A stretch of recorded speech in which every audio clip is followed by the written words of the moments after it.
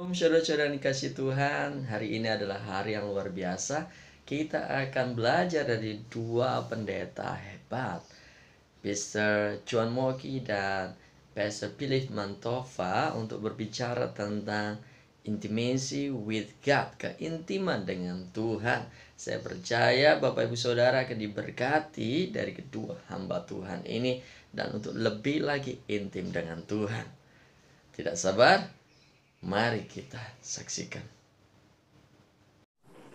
Yes. Okay. Hi again. Sorry ya. It's okay. Okay, let's go ahead. Oke. Nah, kita malam ini akan membahas tentang keintiman. Mungkin Pastor Philip ada beberapa pertanyaan yang mungkin basic, tapi nanti kita akan pelan-pelan masuk lebih dalam gitu ya. Saya bagi malam ini menjadi 3 bagian. Yang pertama tentang intimacy, yang kedua tentang bagaimana karunia, lalu yang ketiga tentang mendengar suara Tuhan. Tapi yang menarik adalah dalam salah satu buku yang ditulis oleh Pastor Philip, B430, ada bagian juga tentang pasangan hidup. Jadi nanti untuk rekan-rekan yang muda, aku udah intim banget nih sama Tuhan, mana nih jodohnya? Itu nanti akan dibahas, bukan terjawab ya, akan dibahas malam hari ini. Oke, kita mulai yang pertama. Jadi bicara tentang keintiman, bagaimana Pastor Philip mendefinisikan keintiman dengan Tuhan. Satu, kedua hadirat Tuhan, ketiga adalah kemuliaan Tuhan. Karena itu yang kita sering dengar dari sharing, dari buku yang kita baca, dan bagaimana relate ketiga hal itu. Keintiman dengan Tuhan, hadirat Tuhan, dan kemuliaan Tuhan. Oke, simple saja. Keintiman dengan Tuhan itu sebuah hati yang bergantung kepada Tuhan. Kita nggak boleh mengaku sudah cukup dekat dengan Tuhan, biar Tuhan yang menilai itu.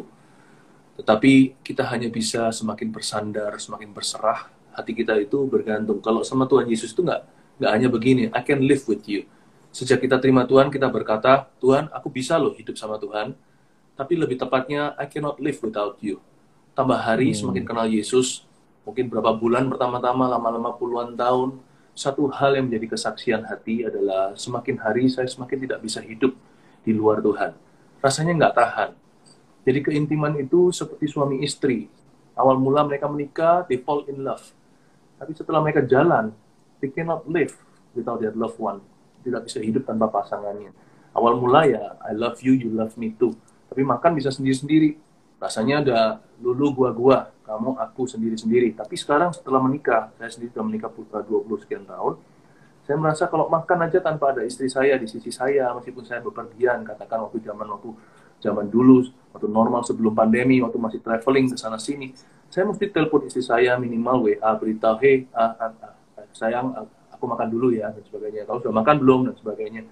She's already become one with me, and we can become one Christ. Tambah hari semakin dekat dengan Tuhan. Keintiman bukan berarti kita nggak punya kesalahan, hidup kita itu mulus selalu. Juga enggak sih, kadang-kadang kita bisa jauh sedikit, dekat sedikit. Kita bisa up and down, fluktuasinya ada. Tetapi progres kita terasa tiap tahun kita semakin erat dan dekat dengan Tuhan. Hadirat Tuhan sih, ada 3 yang simpel untuk kita bisa bahas. Yang pertama adalah yang namanya omnipresence, atau kehadiran Tuhan di mana-mana. Orang benar, orang salah. Orang kudus, orang berdosa. Nah, orang kenal Tuhan atau tidak, Tuhan itu ada di mana-mana. He is watching us. Tapi ya ada juga yang namanya abiding presence atau hadirat Tuhan yang ada di dalam diri orang-orang percaya. Kerasa nggak kerasa hari ini? Aku merasa hadirat Tuhan, atau seorang berkata, aku nggak merasa apa-apa. Ngerasa atau nggak ngerasain hadirat Tuhan? Hadirat Tuhan ada di dalam diri orang percaya. He abides in us. Jadi karena itu kita nggak usah merasa Tuhan itu keluar masuk pintu hati kita. He's always there. Once you receive Him, He's in you, you are in Him. Tapi ada lagi yang tipe ketiga ini yang kita harus haus lapar, namanya the revealed presence atau hadirat Tuhan yang dinyatakan. Itu seperti Yakub waktu di battle. Dia lihat ternyata di sini pintu sorga, saya nggak tahu. Naik turun malaikat, ada tangga. Padahal di situ tempatnya sesungguhnya hanyalah bantal. Itu pun bukan dari bantal bulu bulu angsa, tapi dari batu yang di kepalanya Yakub. Tapi ternyata di situ ada the revealed presence of God. Makanya kata battle artinya rumah Allah. Nah, kita juga mencari the revealed presence itu waktu kita saat teduh, waktu kita dalam ibadah. God can reveal His presence in a special way. itu hanya untuk satu waktu di suatu tempat kepada seorang pribadi atau kepada beberapa orang atau kepada sekelompok orang. Nah, itulah hadirat Tuhan yang mengubahkan. Disitulah terjadi kesembuhan, di situ terjadi mujizat, di situ terjadi pernyataan-pernyataan kuasa Roh Kudus. Di sana terjadi ministry. Jadi reveal presence. Hanya kita masuk ke hadirat Tuhan. Itu dengan segenap hati. Meskipun Tuhan ada di dalam kita waktu sembahyang, waktu berdoa, waktu baca Alkitab, atau saat teduh, jangan asal-asalan. Taruh handphone di sisi kita, atau ditutup, atau disingkirkan sebentar.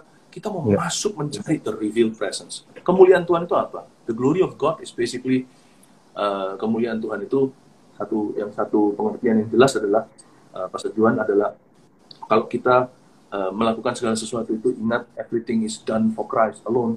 Kita semua kemuliaan Tuhan itu artinya jangan kita klaim jasa atau klaim kredit untuk diri kita. Tapi kemuliaan Tuhan juga bisa sama. Semakin kita less and less of us, ourselves, semakin kita berkurang, dia makin bertambah.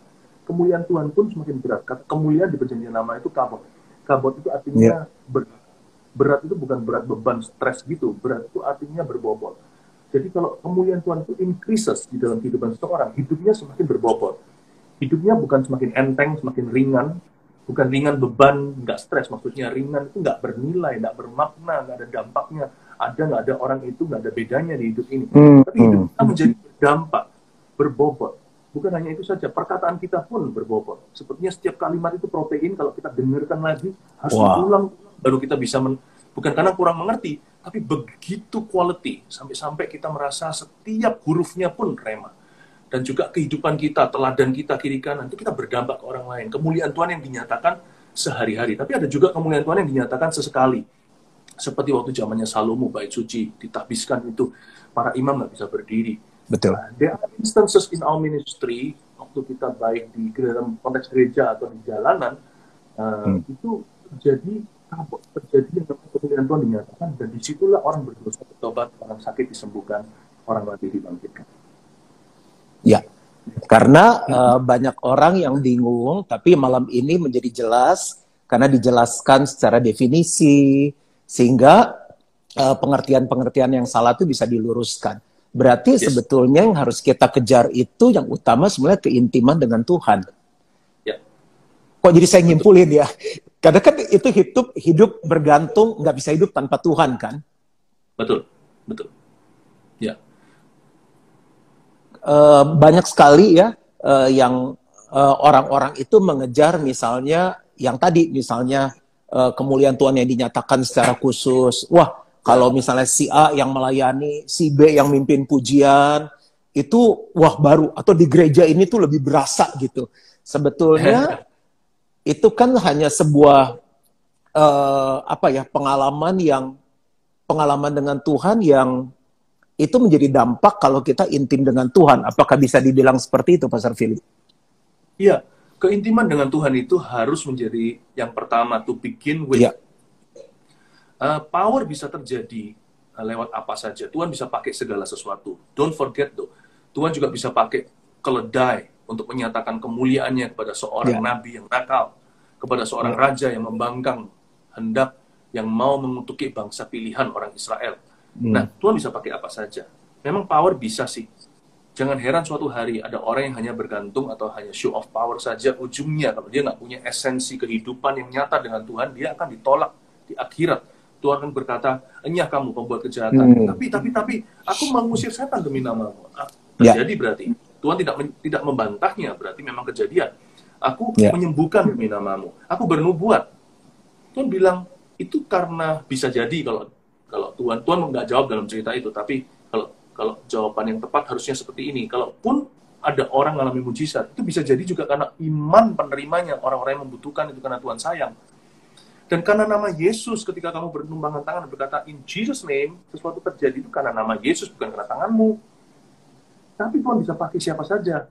Nah, itu makanya banyak orang jadi bisa saja ministry, tapi kehidupannya hidup ganda. Dia nggak punya sesuatu kehidupan rohani yang luar dalam sama. Tapi lama-lama kan ketahuan, seperti Raja Saul, nggak bisa lama-lama pas sejuan. Kalau kita simpen bujuk hati, lama-lama kan ketahuan, nanti akan kelihatan. Jadi seperti Saul, Raja Saul, dia memang powerful kan, dia kalahkan Filistin karena urapan Tuhan juga pada dia. Tapi dia nggak pernah dari awal itu punya keintiman dengan Tuhan seperti apa. Tuhan masih dalam konteks test drive nih kalau mobil, uji coba. Berapa kali menang, dia sombong dan dia merasa dia bisa melakukan semuanya sendiri dan dia mulai membangkang. Tuhan bilang apa, dia tidak lakukan. Sampai Samuel ngamuk-ngamuk, sampai marah kan.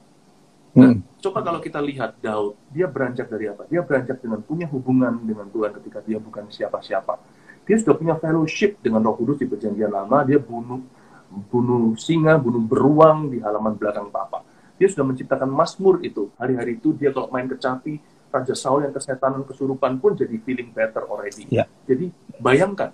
Nah, dua-dua juga beda nih. Dua-dua juga beda. Yang si Saul itu diurapi lewat tabung. Waktu minyak dituangkan, itu pakai tabung. Jadi tabung itu adalah produksi, merchandise. Tapi sedangkan yang namanya Daud diurapi itu dengan tanduk hewan. Jadi simbolis secara profetik melalui kematian daging terlebih dahulu. Harus ada yang disembelih kan? Ada suatu kematian. Jadi kelihatan jalannya beda. Dua-dua sama-sama raja berkuasa. Saul itu hebat loh. Sebenarnya nggak kalah sama Daud.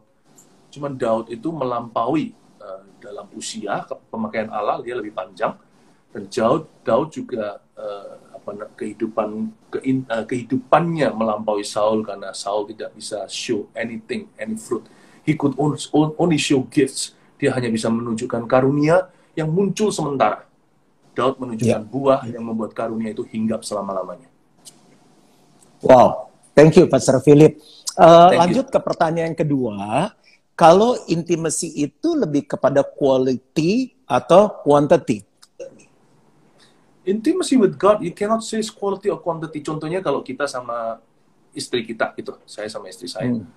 Of course, quality itu nggak bisa lepas. Contohnya kita di mobil sama-sama seharian, kita ada aktivitas. Bahkan kalau perlu liburan, honeymoon sekalipun, kalau kita diam-diaman, kita nggak melakukan apa-apa, masing-masing HP-an. Nah, kuantitasnya ada. Nggak ada kualitas, tidak ada yang namanya interaksi, tidak ada yang namanya komunikasi yang disengaja, tidak ada kata-kata yang saling membangun, tidak ada usaha untuk lebih mengenal pasangannya, percuma. Tapi kalau kita hanya kualitas, saya sama istri saya cuma 5 menit doang, lalu bye-bye ya sayang. And then what? Nggak mungkin kalau orang itu sudah punya quality, he will want quantity. Whoever, siapa yang punya a qualitative relationship with God, will desire and demand, will pursue the quantity of time with Him. Pasti akan memilih kuantitas. Kan nggak mungkin kita hanya, oh Tuhan kualitas ya, 5 menit saja, bye-bye. Itu sama dengan kita butuh protein nih badan kalau kita olahragawan. Oke, proteinnya tinggi nih, ini super tinggi, tapi secuil saja itu dagingnya atau dada ayam atau whatever it is kalau bodybuilder yang makan. Nggak bisa, juga harus ada kuantitinya kan. Sumo kenapa besar? Karena dia ada kuantitasnya. Orang kira itu semua lemak, itu sumo itu profesional sekali, makanannya protein, makanannya ditakar. Ya kan kalau olahragawan, bodybuilder dan sebagainya. Jadi sama aja. Kuantitas dan kualitas nggak bisa dipisahkan. Once you have quality, you will want quantity. And if you only have quantity without the quality, apa arti? Nggak ada artinya. So with God, you need both. Both. Thank you. Yang berikutnya gini, waktu kita intim sama Tuhan, kita menempatkan diri kita tuh bisa keseluruhan atau karena misalnya Tuhan bilang, aku nggak menyebut kamu lagi hamba, tapi sahabat. Tapi kita dibilang juga calon mempelai. Tapi kita juga anak, terus dia bapak. Tapi dia juga Roh Kudus, pemimpin penolong kita. Pastor Philip bisa membuat sebuah garis yang jelas untuk menjelaskan kepada mereka? Simple. Kalau di sini semuanya meledak, nggak bisa sekaligus. We comprehend one at a time. Kita mengerti itu satu persatu. Pewahyuan itu progresif, meskipun pewahyuan sudah tutup. Injil sudah jelas. Dan Alkitab itu nggak perlu lagi dibuktikan apa-apa, dia firman Tuhan dari Kejadian sampai Wahyu. Tetapi dalam pengalaman hidup kita, hati dengan hati, heart to heart with God, hati dengan hati kepada Tuhan, kita akan belajar. At times kita merasakan kasih Bapa itu nyata. Dan kita merasakan kebapaannya Tuhan. Kebapaan banget, merasa sekali gitu. Contohnya mungkin seperti pasangan suami istri juga. Kadang-kadang sang istri juga bisa merasakan suaminya itu kebapaan sekali. Dia melindungi, protective nature. Tapi ada saatnya di mana kita sama Tuhan itu begitu dalam keintiman, kedekatan, kita merasa seperti ada suatu keberanian. Seolah-olah seorang mama berkata sama anaknya, mama bilang begini, nanti saya tanya papa. Mama punya keberanian berkata, papa juga akan sama mama. Kalau papa mamanya itu bersatu, bukan dari broken home contohnya. Ada waktunya di dalam pelayanan atau dalam kehidupan. Seolah-olah kita yang buat keputusan. Ini bukan hal-hal yang melanggar keputusan Allah loh. Kalau begitu harus jelas kita tunduk sama siapa.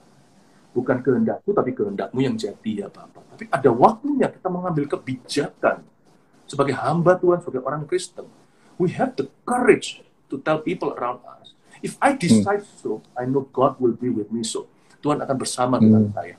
Jadi seolah-olah kita ini mempelai wanita, kayak istrinya sorga gitu. Kita punya kepercayaan diri itu tinggi. Apa yang kuikat akan terikat di sorga, apa yang kulepaskan di sini akan terlepas di sorga. Why? Kenapa? Karena aku adalah mempelai wanita. Ya. Jadi ada waktunya itu kita merasakan bukan hanya manja seperti istri terhadap suami. Mempelai wanita bukan hanya bicara tentang romansnya, tapi juga bicara tentang authority atau otoritasnya. Ada waktunya kita nggak bisa membuktikan ini kehendak Tuhan atau bukan, karena itu di area yang tidak tertulis dalam firman. Contohnya visi kita, targetnya apa dan sebagainya. Tapi we can have the courage, the authority, punya wibawa untuk berkata, let's go, my husband will be with me. Oke, jadi itu seiring perjalanan kita dengan Tuhan, nanti di situasi-situasi tertentu ada pewahyuan-pewahyuan, dan di saat seperti itulah kita bisa masuk, oh ini dia, kita perlu dia hubungan sebagai Bapak, lalu kita di situ bisa bergerak dengan otoritas. Oke, very clear. Boleh lanjut lagi ya, Pastor Philip ya? Ayo. Nah, good question. apa dampaknya dengan orang yang intim dengan Tuhan? Apakah orang yang intim dengan Tuhan hidupnya pasti berubah? Kalau tadi kan orang yang hanya mengandalkan kuasa, kan dia hebat tapi ditolak sama Tuhan. Contoh misalnya, ada orang intim, wah doanya kuat, segala macam, tapi tetap hidupnya nggak berubah, keuangannya morat-marit, marah-marahnya juga kasar, jalan terus. Sebetulnya bisa nggak kita tarik sebuah kesimpulan, apakah dampaknya orang intim dengan Tuhan? Kan katanya kalau pakai contoh suami istri, intim menghasilkan buah kan? Dan apakah orang yang intim dengan Tuhan hidupnya pasti berbuah nggak? Pasti berbuah, 100% pasti berbuah. Kalau enggak, pasti ada suatu imbalance atau ketidakseimbangan dalam kehidupan orang itu. Sekali lagi, kata keintiman ini bisa tricky. Banyak orang merasa keintiman itu berbicara tentang sentimentalism. Jadi hanya bicara tentang perasaan atau feeling doang. No. Keintiman itu suatu posisi atau lokasi hati di mana Tuhan, I'm unteachable. Lord, I want more of you and less of me. Aku mau engkau lebih lagi dan diriku semakin sedikit. Aku berkurang, kau harus makin bertambah. Nah, kalau begitu Tuhan akan diam sih. Tuhan kita itu dua arah. Jadi kalau bicara sama kita bicara sama Tuhan, Tuhan pasti akan utus sesuatu. Nggak ada orang bertanya sama surga, how are you? Nggak ada jawaban, I'm fine, thank you. Atau kalau kita ditanya sama Tuhan, pasti harus kita menjawab juga. We are accountable, answerable to Him. Jadi kalau kita itu mendekat sama Tuhan, katakan kita kurang bijaksana di area tertentu, Tuhan pasti kirim orang. Yesaya katakan, mereka yang membangunmu akan datang segera. Tapi mereka yang merombakmu akan menjauh. Dan Tuhan berkata, bahkan di Yesaya 5, dikatakan lagi di Yesaya banyak kata-kata seperti itu. Salah satunya adalah, jikalau ada orang yang melawanmu, mereka bukan dari aku. Siapapun melawanmu akan rebah terhadapmu. Ada perlindungan dulu. Tapi Tuhan juga berkata, aku akan kirim orang di mana kamu kurang bijak. Atau di mana kamu kurang pengetahuan, kurang hikmat. Kamu bisa minta, Yakobus katakan, mintalah hikmat. Kadang-kadang hikmat datang bukan dalam bentuk hikmat. Hikmat datang dalam bentuk orang-orang berhikmat yang datang menolongmu dan menolongku. Orang-orang bijaksana. Seperti wise man itu. Jadi mereka akan datang menolong kita. Nah, waktu mereka datang, dengarkan mereka. Jangan kita merasa mentang-mentang kita intim dengan Tuhan, kita tutup telinga. Ini kuping kita buat tuli, nggak mau mendengar manusia. Why? I only hear directly from the Lord. Oh, come on lah. Come on, we need each other. We need one another. Tuhan Yesus kurang dekat apa sama Bapak di Getsemani sampai gitu ketaatannya peluh darah. Didatangin loh sama Elia sama Musa. Dikasih briefing loh nanti itu pewahyuan. Memang nggak ditulis di Alkitab, kenapa? Tapi kita hanya bisa imajinasi. Dikasih briefing nanti pada waktu Tuhan Yesus di kayu salib, ya tidak boleh distracted dengan rasa sakitnya, tetapi harus menggenapi scriptures nubuatan dari kitab Nabi dan kitab Taurat. Makanya Tuhan Yesus berkata, aku haus itu bukan karena sekedar dia mau minum, tapi untuk menggenapi firman satu persatu sampai kata sudah selesai. Jadi kita butuh, Tuhan akan kirim orang-orang sama kita. Nah, kalau kita nggak berbuah, kita nggak berubah di area kelemahan kita lemah 20 tahun terus. I think there's something wrong. You only want to live with the Holy Spirit, but the Holy Spirit wants to live with you, and He's sending someone or some people to you, yet you refuse to accept them. Jadi di situ kesalahannya. I think kita menjadi mistaken, kita membuat suatu kesalahan yang konyol. Kadang-kadang kita berkata intim-intim dengan Tuhan, tapi ketika Tuhan mau bangun sesuatu di hidup kita, kita menolaknya mentah-mentah hanya karena yang muncul bukan Tuhan Yesus, tapi anak-anak Tuhan yang lain yang membentuk kita. Nah, kadang-kadang juga seperti itu keintiman. Kenapa kita tidak berbuah? Kenapa kita morat-marit keuangannya? Kenapa kita morat nggak karuan pikirannya? Karena juga kita menutup diri. Biasanya orang-orang seperti itu putus fellowship dengan sesamanya, atau kalau ada pun hubungan tidak mendalam. I think you need to open yourself up to people God has sent into your life, supaya ada new grace and mercy upon you that you've never had, yang kita nggak punya. Gara-gara orang itu datang, ada sesuatu ditambahkan dalam hidup kita. Kita nggak ada satupun yang complete. Nggak ada orang bisa mengaku, I'm intimate with Jesus. I can live alone on this planet. Aku intim dengan Tuhan, aku bisa hidup sendiri di bumi. Nggak ada tuh. Adam kurang dekat apa sama Tuhan sebelum jatuh? Tuhan berkata, baiknya sendiri. Yeah. Jadi I think di sini saya kok merasa kata keintiman dengan Tuhan itu bisa stretch far, bisa secara ekstrim diaplikasikan untuk orang itu, eksklusivitas dan keangkuhan yang dibalut dengan kerohanian sampai satu titik tidak mau mendengarkan manusia lagi. Memang kita nggak boleh dengarkan siapa saja, tapi kita mesti harus dengar-dengaran dengan Allah dan dengar-dengaran dengan sesama kalau memang Tuhan yang menaruh orang-orang itu untuk membentuk kita. Waduh, ini jelas sekali jawabannya. Jadi kalau intim, harusnya dia berubah dan berbuah. Kalau tidak berubah atau berbuah, ada sesuatu yang perlu dicek. Kemungkinan salah satu adalah dia merasa dirinya benar sampai tidak mau menerima orang yang memberikan masukan, sedangkan orang itu menyampaikan hikmat Tuhan. Clear? Betul. Orang yang intim dengan Tuhan pasti akan friendly dengan manusia. Nggak mungkin nggak. Aduh, nggak bisa itu orang dekat banget sama Tuhan tidak menjadi seorang pecinta sesama. Nggak mungkin, nggak bisa. Oke. Terus banyak musuhnya ya, itu nggak mungkin. Terus aku nambahin sendiri ya. Harusnya dia friendly dengan orang lain ya. Oke. Iya. Oke, kita masuk lebih dalam lagi. Ini kita udah belajar banyak banget walaupun baru 20 menit lebih. Nah, dalam sebuah buku yang ditulis oleh Pastor Philip, itulah buku pertama yang saya baca saat berkenalan dengan Pastor Philip. Ada satu bab tentang intimacy with God. Ada beberapa prinsip, mungkin nggak bisa bahas semuanya. Prinsip pertama adalah saya membangun pelayanan saya di atas dasar cinta akan Tuhan. Jadi ini hal yang luar biasa sekali. Apakah itu juga bisa relevan waktu kita berbisnis? Kan kita semua melayani Tuhan cuma di marketplace gitu. Pastor Philip bisa share sedikit tentang ini? Karena ini adalah prinsip keintiman kan? Ya, keintiman dengan Tuhan itu harus kita bawa ke segala aspek hidup kita. Nggak peduli latar belakang kita, nggak peduli profesi kita. Ya. Jadi sebenarnya itu tricky sekali. Kenapa? Karena siapa bilang pebisnis lebih susah cinta Tuhan di dunianya? Pendeta juga bisa loh. Setiap orang juga bisa menjadi hamba dunia. Kita memilih jadi hamba Tuhan itu bisa dengan profesi apa saja. Nah, keintiman dengan Tuhan kalau kita bawa dalam dunia marketplace, maka akan seputar seperti ini. Coba saya rangkumkan. This is a very difficult, it's very good question. Dan untuk merangkumkan semua dalam waktu berapa menit, butuh hikmat dari Tuhan. Tuhan yang bantu kita untuk bisa keluarkan supaya semua pendengar diberkati. Ya. Yang pasti motivasi kita di dunia motivasi itu harus bersih. Kita harus memandang diri sendiri sebagai steward atau pengelola. Ya. Bahwa kita tidak pernah jadi owner. Itulah sebabnya hati kita itu harus mencintai Tuhan di atas segala-galanya. Kita tahu terlebih dahulu di Roma dikatakan gini di pasal-pasal terakhir ada bunyinya, for all things are from Him, through Him, and unto Him. Glory be unto God. Segala sesuatu adalah dari Dia, melalui Dia, dan untuk Dia. Jadi kita harus tahu ujungnya itu Tuhan, ujung kiri, ujung kanan Tuhan. Semua ini dari Tuhan. Jadi kita harus sering mengakui, Tuhan, Engkau yang memberi aku ini dan itu. Lalu step pertama setelah kita mengakui siapa yang punya kehidupan kita dan segala sesuatu yang kita miliki di hidup ini, step kedua adalah minta hikmat Tuhan. Gandeng Tuhan Yesus di duniamu. Mulai lihat dirimu dan diriku sebagai hamba yang diberi Tuhan talenta 1, 2, atau 5, jangan saling iri hati. Yang punya lebih, jangan merasa lebih hebat. Yang punya lebih sedikit, jangan iri hati supaya bisa ditambahi sama Tuhan kepercayaan. Kita lihat diri kita sendiri sebagai 1, 2, 1, 2, dan 5 talenta. Tuhan kasih aku kemampuan untuk mengelola. Kita hindari dulu yang hamba talenta 1. Dia itu takut. Kata takut di situ itu bukan takut akan Tuhan. Dia takut gagal.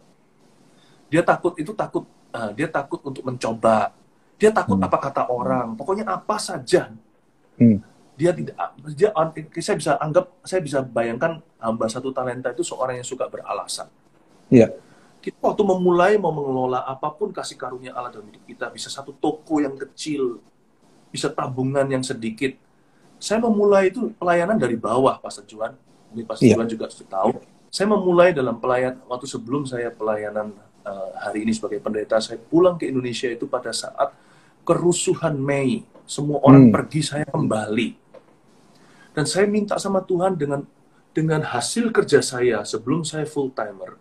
Saya bekerja dalam membuka sebuah bisnis sendiri. Saya minta sama Tuhan dengan dana yang sifatnya terbatas. Saya masih ingat waktu itu bagaimana saya harus kejar dan jemput klien. Itu saya ketuk pintu satu persatu. Dengan yang sedikit itu, saya minta sama Roh Kudus beri saya hikmat. Saya nggak boleh takut mencoba. Saya bilang sama Tuhan, Lord, I'm prone to making mistakes. Mungkin aku akan membuat kesalahan. Kurang perhitungan, aku ini kurang makan asam garam, aku ini belum pengalaman. But with the little you give me, entah itu suara untuk menyanyi, entah itu adalah hubungan satu dengan yang lainnya, itu talenta lebih besar, karena aset terbesar adalah manusia. Saya tidak mau kecewakan Tuhan. Setiap orang yang ada di atas saya orangkan. Orang yang di samping saya betul-betul hargai. Orang yang di bawah saya tidak akan injak mereka. Makanya itu tidak heran hari ini, saya punya teman itu dari zaman dulu masih awet hari ini. Orang-orang yang ada di bawah saya, satu-satu, banyak sekali yang menjadi orang-orang yang hari ini luar biasa, bahkan lebih luar biasa daripada yang saya, bahkan lebih daripada pemakaian Tuhan dalam hidup saya di area-area tertentu. Saya bersyukur, itu talenta. Lalu mungkin keuangan juga, kalau kita di dunia marketplace kan berhubungan dengan mamon.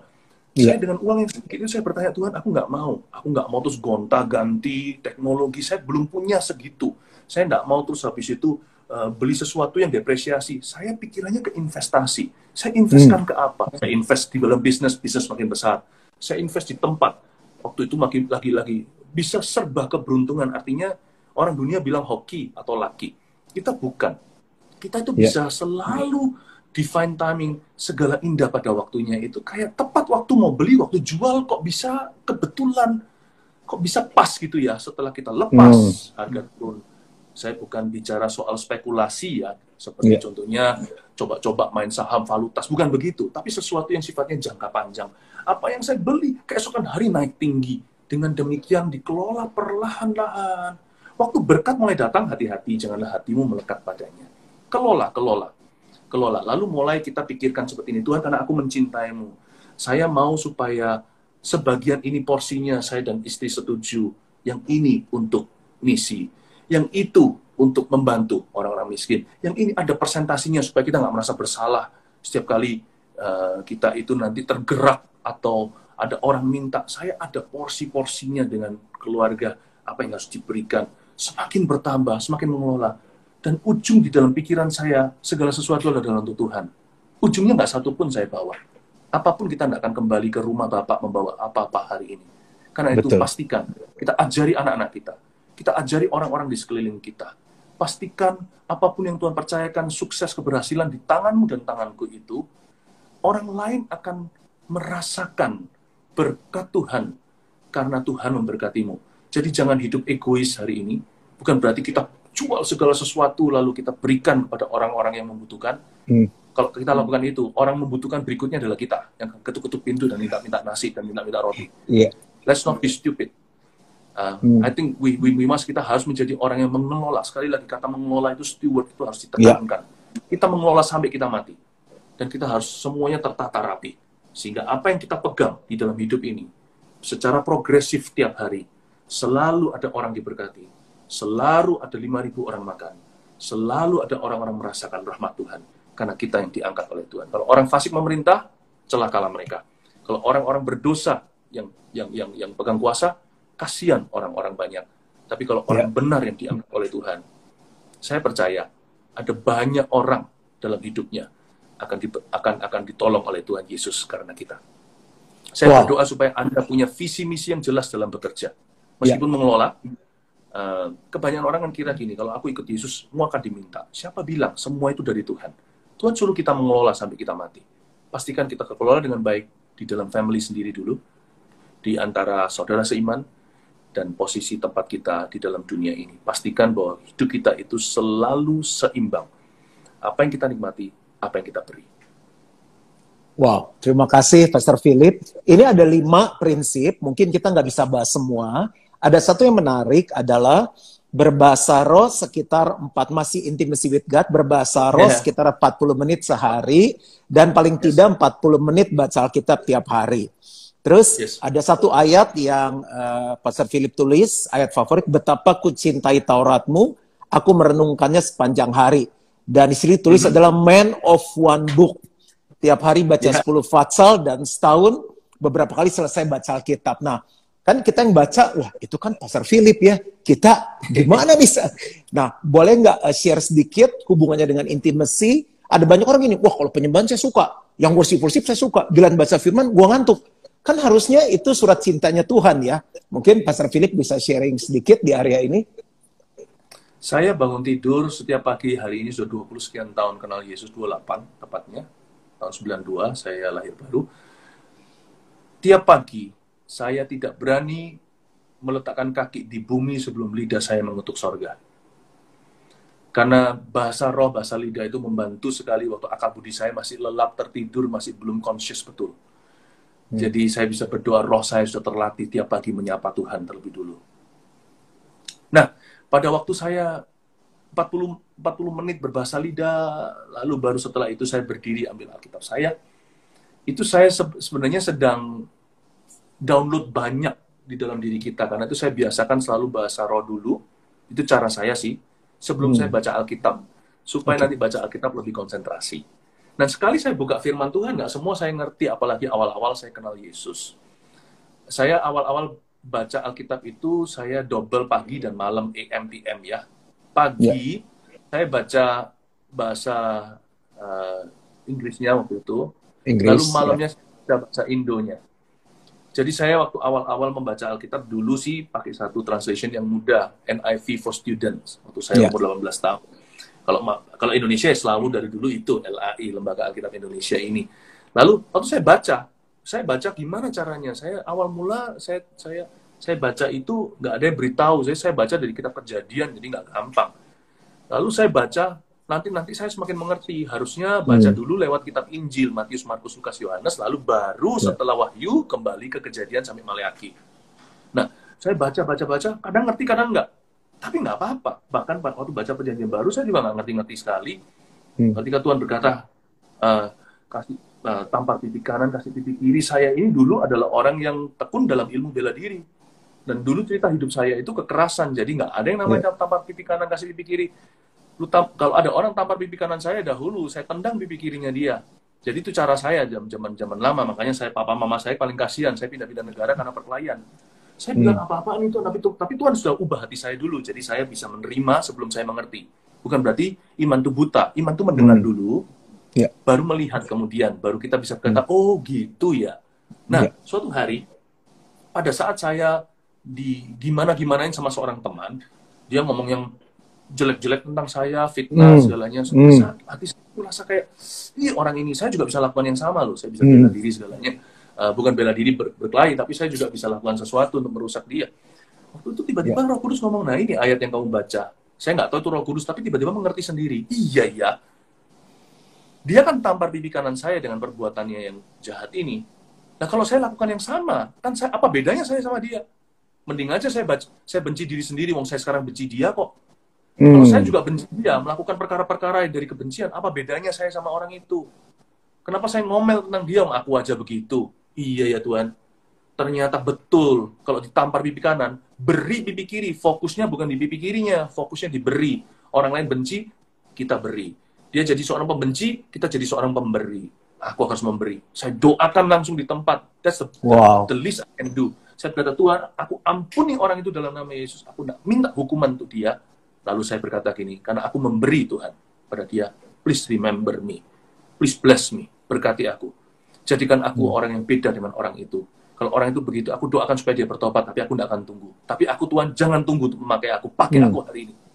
Wah, keesokan harinya, singkat cerita, saya kenal sama satu orang, saya ajak dia doa, tiba-tiba nangis di jamaah Roh Kudus. Saya bilang, kok bisa begitu? Tuhan bilang, bukankah kamu menabur, maka kamu menuai. Oh iya. Jadi saya akhirnya mengerti. Nggak langsung mengerti itu. Lalu, saya kan dulu orangnya sangat emosian. Saya kalau soal emosi atau amarah, naik pitam itu kayak Ferrari. Antara saya 100 km per jam, jadi berantem dengan orang sungguhan, berkelahi. Maksudnya, itu cuma perlu berapa detik. Jadi gimana? Akhirnya tahu nggak saya diubah lewat apa? Lewat kitab bilangan. Sebenarnya nggak semua kitab bilangan sih. Tawarik juga. Bilangan kan cuma berapa pasal yang begitu. Tapi dulu tuh saya baca Alkitab itu 10 pasal straight langsung sehari. 10 pasal. Sekarang juga saya nggak menghitung. Pokoknya saya baca banyak, lebih banyak daripada jemaat baca. Supaya saya bisa bacain jemaat, supaya saya bisa terangin jemaat. Saya harus baca untuk diriku, lalu saya baca untuk mereka. Jadi, waktu saya baca, ini Pastor Juan, tentang kitab bilangan, kitab nama-nama, wah, boring sekali. Saya bilang, ya Tuhan, ampun, ini mau dibawa kemana? Kalau saya baca yang cerita, itu kan story kan seru ya. Kalau yang Raja Daud lah, tentang Tuhan Yesus, bicara rasul. Yang inilah. Tuhan gimana? Akhirnya ini berapa hasta, yang ini berapa, bilangannya sekian 1.236 orang, dan sebagainya. Aduh Tuhan, angka. Aku dapat apa? Kognitif, otak nggak dapat sesuatu. Tapi suatu hari saya masih ingat waktu saya nyetir mobil, banyak sekali zaman dulu saya perkelahian itu hanya karena sesuatu yang iseng, disalip orang, turun dari mobil, saya berani gitu-gituan. Anak remaja namanya yang suka naik pitam. Nah, tiba-tiba pada waktu saya dimarahin sama orang, itu orang keluarkan kata-kata yang jorok, pada bukan salah saya. Biasanya saya hitung sampai 3 sudah langsung naik pitam. Kali ini saya hitung sampai 6.236. Kalau siapapun bisa duduk di kitab bilangan berjam-jam, orang itu tidak akan naik pitam. Ternyata otak saya nggak terima sesuatu. Emosi saya terkendali. Siapa bisa baca bilangan, orang itu jadi sabar sekali. Papa saya yang berkata begini, kamu kok sekarang jadi orang sabar? Dari semua anak papa yang suka berkelahi itu, kamu seorang. Nggak bisa kontrol sampai papa ini. Papa saya bukan orang Kristen waktu itu. Gara-gara itu papa saya berkata sama mama, coba lihat ya anak kita ini. Ada apa terjadi dengan dia? Dia kok sekarang sering-sering berdoa, rasanya Yesus Tuhannya itu nyata. Disitulah permulaan papa saya kenal Tuhan. Boleh saya katakan, berani saya klaim bahwa papa saya mulai terbuka hatinya karena kitab bilangan di anaknya, di putranya yang kedua. Don't undermine the scriptures. Just because it's not here, doesn't mean that it doesn't hit here. Oke, contoh, saya kasih satu pertanyaan pada semua yang dengar. Kalau waktu kita makan obat, puyer pahit, kerasa nggak di sini? Nggak kerasa, tapi it's working in you. Menurunkan demam dan sebagainya. Waktu kita makan sesuatu, mama suruh kita makan bayam, zat besi. Kerasa nggak? Seperti angkat besi di gym nggak? Enggak. Nggak boring di sini, kita nggak tahu. Tapi once it's in you, sekali masuk, dia akan bekerja. Wow, keren. Ya. Vitamin semua warnanya sama. 5 macam, 10 macam. Kalau orang lebih tua kan udah banyak. Mana kita tahu nih apa, yang mana yang zinc, yang mana yang fish oil, yang mana yang vitamin D hari-hari ini untuk corona kan perlu waktu kita makan. They all work according to their mandate. Mereka bekerja sesuai dengan amanah dari vitamin itu. Makan itu kita bilangan. Nam dimakan. Yes. Dia akan mengerjakan rupa dan wajah Yesus dalam diri kita. Amin. Wow. Itu. Terima kasih Pastor Philip. Ini kita belajar banyak. Kayaknya waktu memungkinkan kita 2 pertanyaan yang kita bahas dalam. 2 pertanyaan terakhir. Bicara tentang tadi bahasa roh, ada banyak orang tuh pengen sekali ya. Jadi mereka kan di setiap gereja ada kelas-kelas, baptisan Roh Kudus. Dan mereka tuh rindu gitu ya. Kok nggak dapat, sedangkan mereka tahu fungsinya. Lalu waktu saya baca bukunya Pastor Philip, ternyata Pastor Philip tuh suka nyembah Tuhan di kamar mandi. Tapi itu di buku ya. Terus katanya dapat bahasa rohnya tuh sekitar 2 tahun setelah bertobat di kamar mandi. Nah, akhirnya mereka bilang gini, loh kan kalau terima Roh Kudus dapat kuasa. Jadi karena nggak dapat minta, mereka bilang ya udahlah gitu. Nah, Pastor Philip boleh kasih encouragement dan pengertian yang jelas nggak untuk mereka yang merindukan ini? Oh, keep asking, the momentum will come. Nanti waktu masuk momentum, bisa aja momentumnya ada orang yang ditumpangi tangan. Ada juga seperti saya yang tiba-tiba keluar sedih. Ada juga yang nanti di kebaktian gereja atau gimana, momentumnya akan tiba. Minta saja. Jangan khawatir, nggak usah merasa kok belum dapat, tapi ubah pengakuannya, sebentar lagi saya dapat, ya kan? Okay. Jangan lihat lubang donatnya, makan donatnya. Nanti lubang donat terus yang diperhatikan masuk angin, nggak masuk Roh Kudus. Tapi kalau kita melihat kepada janji Tuhan, Bapak memberikan roti pada barang siapa memintanya, itu bicara Bapak memberikan Roh Kudus pada barang siapa memintanya, perumpamaan Yesus sangat jelas. Dan dikatakan dengan jelas, Bapak tidak memberikan kalajengking kalau kita minta roti. Tidak memberi batu. Jadi jangan lihat ke lubangnya. Lihat bahwa Bapak hendak ingin memberimu. Dan juga jangan merasa seperti seolah-olah aku belum berbahasa roh, something wrong with me. Kenapa sih harus selalu ke negativity? Dapatkah kita berkata, thank you Lord for your blessing. I have not spoken in tongues, saya belum. Tapi aku rindu. Makin hari ku renungkan semakin mengerti bahwa itu adalah tool atau karunia atau alat untuk bisa membangun hidupku. Dan benefitnya luar biasa. Kalau orang lain nggak nerima, nggak usah kita merasa, orang lain belum nerima, kita sudah bahasa lidah, jangan kita merasa lebih hebat. Jangan begitu. Tapi kalau orang lain yang menerimanya, kita belum, jangan kita tuduh-tuduh mereka. Ya. Karena mungkin saya ditanya sama teman saya, kenapa sih kamu berbahasa roh? Kan biasanya orang, kalau kamu belum bahasa roh itu something wrong with you. Nggak begitu. Saya pernah sekali ditanya satu orang, yang dari aliran yang berbeda, maksudnya tetap sama-sama anak Tuhan, tapi keyakinan tentang karunia atau karismata itu tidak sama. Lalu saya ditanya, mungkin orang itu datang hendak mendebat, tapi seorang sahabat, seorang teman, dan saya mengasihi dia bukan karena bahasa lidah atau tidak, karena dia adalah anak Tuhan. Dan kita sesama manusia saling mengasihi. Lalu dia ngomong sama saya begini, Pastor Philip, kenapa you bahasa roh? Gini. Saya bilang, gini ya brother, saya bahasa roh. Mungkin karena saya ini adalah orang yang lebih lemah dari kamu. Tuhan kasih saya tool yang lebih supranatural. Mungkin kamu bisa, cukup kenal Yesus, udah tahu firman, udah oke banget. I envy you. I'm a weaker person. Kenapa saya dikasih sama Tuhan persenjataan begini, bahasa roh segalanya? Because I need it. If you don't feel like you need it, kalau kamu nggak merasa kalau kamu merasa membutuhkannya, ya fine saja, nggak apa-apa. Selama Yesus adalah Tuhanmu, kita semua satu tujuan. Tapi kalau kamu merasakan butuh, nah, Tuhan siap memberimu. Waktu setelah saya ngomong begitu, dia mikir, kok Pastor Philip aja butuh, apalagi aku. Saya ngomong gini bukan menyombongkan diri. Dia tertemplak sendiri. Lalu setelah itu nggak lama, singkat cerita, hari ini dia berbahasa lidah. Jadi I think bukan kita pressure orang lain, lu harus berbahasa roh, bukan begitu. Tapi why the gift of tongues is so beautiful? Coba, saya minta sama sekian ribu orang ini sekarang, coba kalau saya minta tolong sama Anda, doakan saya. Anda punya doa, nggak lebih dari 5 menit kehabisan kata-kata, karena Anda sungguh-sungguh mengenal saya. Bahkan dari Pastor Juan, yang kita sudah berteman aja, tanya sama saya, makanan kesukaan saya apa, dan sebagainya. Tapi bahasa lidah, saya bisa mendoakan hal-hal rahasia dalam diri orang itu tanpa jadi gosip ria. Iya. Saya bisa berdoa dengan akal budi, ya Tuhan, aku berdoa untuk Pastor Juan, bla bla bla, setahu saya gini, gerejanya berkembang, GP Gilgal, lalu orang tuanya. By the way, how's your parents? Hopefully dia baik, thank you. Dia mestinya mereka ikut ini. Oh, ikut ya, oke. Saya bisa doakan keluarganya, saya kenal your sister dan sebagainya, saya kenal Tuhan, selesai. 5 minutes, no more prayer for you. Done. I don't know what you're going through, Pastor Juan. I don't know apa yang sekarang what's on your mind, visinya kemana, strateginya, struggle-nya di mana. Oh, dan saya berbahasa roh. Oh, saya mulai berbahasa lidah. I can pray for you for the next half hour, and it feels right. But I don't know your problem. I don't know your struggles. Maybe I don't need to know. Maybe it's your privacy. I thank God for bahasa lidah. I can pray for my mom and dad. Thank you, Pastor Philip. Nah, bicara mengenai intimacy, kan itu hubungan dua orang kan? Berarti harusnya orang itu bisa mendengar, bukan hanya kita berbicara kan? Nah, ada dua hal nih. Yang pertama, kok aku intim nggak dengar-dengar dari Tuhan. Yang kedua, dikit-dikit gini, ya Tuhan bicara sama saya. Nah, akhirnya satu saat keliru kan, salah, dibully misalnya sama orang, dia takut. Jadi, sedangkan mungkin itu kan ada proses pembelajaran.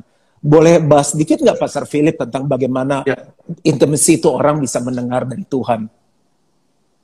Iya, mendengarkan suara Tuhan itu apa dulu definisinya? Mendengar suara Tuhan begini, Philip Mantova, nah audible gitu. Pendengar itu karena kita itu terlalu terpaku dengan experience jasmani. Kuping kita ini kuping badan, jadi harus mendengar suara audible. Tahukah ada banyak suara di udara ini kita nggak kedengaran? Anjing bisa mendengarkan suara melengking tinggi yang kita luput dari telinga sendiri. Mungkin ada juga FM AM ini, ada wave di udara ini sekarang. Jadi secara jasmani aja cuma satu dimensi yang namanya audibility. Ya. Kenapa kita tekankan itu secara rohani hanya itu saja? Listen, waktu kita buka Alkitab kita sedang mendengar suara Allah. Ya. What is written? Yesus ketika Tuhan Yesus dicobai, dia selalu berkata begini kan, it is written, tertulis, ada tertulis. Kalau dia bisa mengatakan it is written, berarti Tuhan Yesus mendengarkan itu. Ya. Mendengar dan mendengarkan sama pentingnya. Ada orang menitik beratkan di mendengar. Aku kok mendengar apa-apa? Tapi dia nggak pernah mendengarkan Tuhan. Tuhan suruh dia itu kudus, nggak didengerin. Tuhan suruh dia mengampuni, nggak didengerin. Tuhan suruh dia memberi, nggak didengerin. Tuhan suruh dia bersyukur, nggak didengarkan. Dia menuntut untuk mendengar. Jangan menuntut Tuhan untuk berbicara sesuatu yang Tuhan sudah tulis. Lakukan dulu. Tuhan berbicara sesuatu. Ya. Dan kita kadang-kadang juga berkata mendengar suara Tuhan begini, kok aku nggak bisa mendengar suara Tuhan, ada apa masalah orang itu ya? Kita maunya langsung di level 5. Kita mungkin mendengar dalam perkara-perkara sederhana. Kita feel right, dilatih Tuhan dulu. I don't think this is true. Kalau saya begini, ini saya rasa saya nggak sejahtera, nurani saya menuduh. Itu mendengar suara Roh Kudus juga. Lama-lama kita akan semakin peka. Sambil kita semakin mati terhadap diri sendiri, kita semakin peka. Sehingga pada titik di mana muncul karunia-karunia mendengar yang hebat seperti karunia berkata-kata dengan pengetahuan. Itu bukan pengetahuan IPA, IPS, bukan pengetahuan firman saja, tapi itu pengetahuan yang nggak boleh tahu kecuali Allah yang tahu. Tiba-tiba kok orang itu bisa tahu ya masalahku ya, spesifik sekali, jamnya, apa segalanya. Itu nggak langsung dia lompat ke level 5, itu dari level 1, 2, 3 dulu. 1, 2 talenta, baru dapat 5 talenta. Baru setelah itu memerintah 10 kota. So, jangan langsung lompat kelas, mulai dengan sederhana. Very clear. Pastor Philip, ini yang terakhir. Pastor Philip, kan ada orang-orang yang bergumul. Mereka tuh intim sama Tuhan. Udah tanya, Tuhan jodoh saya siapa? Kok ini udah tahun berganti tahun? Karena ada satu bab yang membahas dan ada prinsip-prinsip yang baik sekali. Boleh nggak sebelum berakhir dan meminta tolong Pastor Philip berdoa untuk semua yang mengikuti. Boleh kasih tip-tip nggak yang banyak yang single, yang bergumul. Mungkin juga ada calon mertua ya, orang tua, aduh anak saya ini gimana nih ya, kok nggak, gimana ya di Alkitab juga kan nggak tulis jodohnya si Joni, nggak ada, suara juga nggak ada gitu, udah deket sama Tuhan. Itu aja pertanyaan terakhir. Oke. Gini, yang pasti jangan nonton drakor terus. Keluar kamar, keluar rumah, sekarang pandemi ya nggak bisa. Nggak boleh. Tapi bersosialisasi dengan orang yang sehat, ya. Lalu juga kalau nonton yang begituan terus nanti lama-lama idealismenya tuh tinggi. Cowoknya tuh harus begitu ganteng, kaya, apa. Nah, kadang-kadang kita yang butuhkan bukan jodoh tapi kaca, cermin, ya. Atau bisa sebaliknya, cowoknya yang minta, wah ceweknya harus begini, gitu dan sebagainya. Ya, sekali lagi, I think bukan berarti kita menghina diri sendiri, cuman idealisme terlalu tinggi itu hanya melukai masa depanmu. Karena dalam pernikahan ternyata look is important, but it's not the most important. Bukan yang paling penting.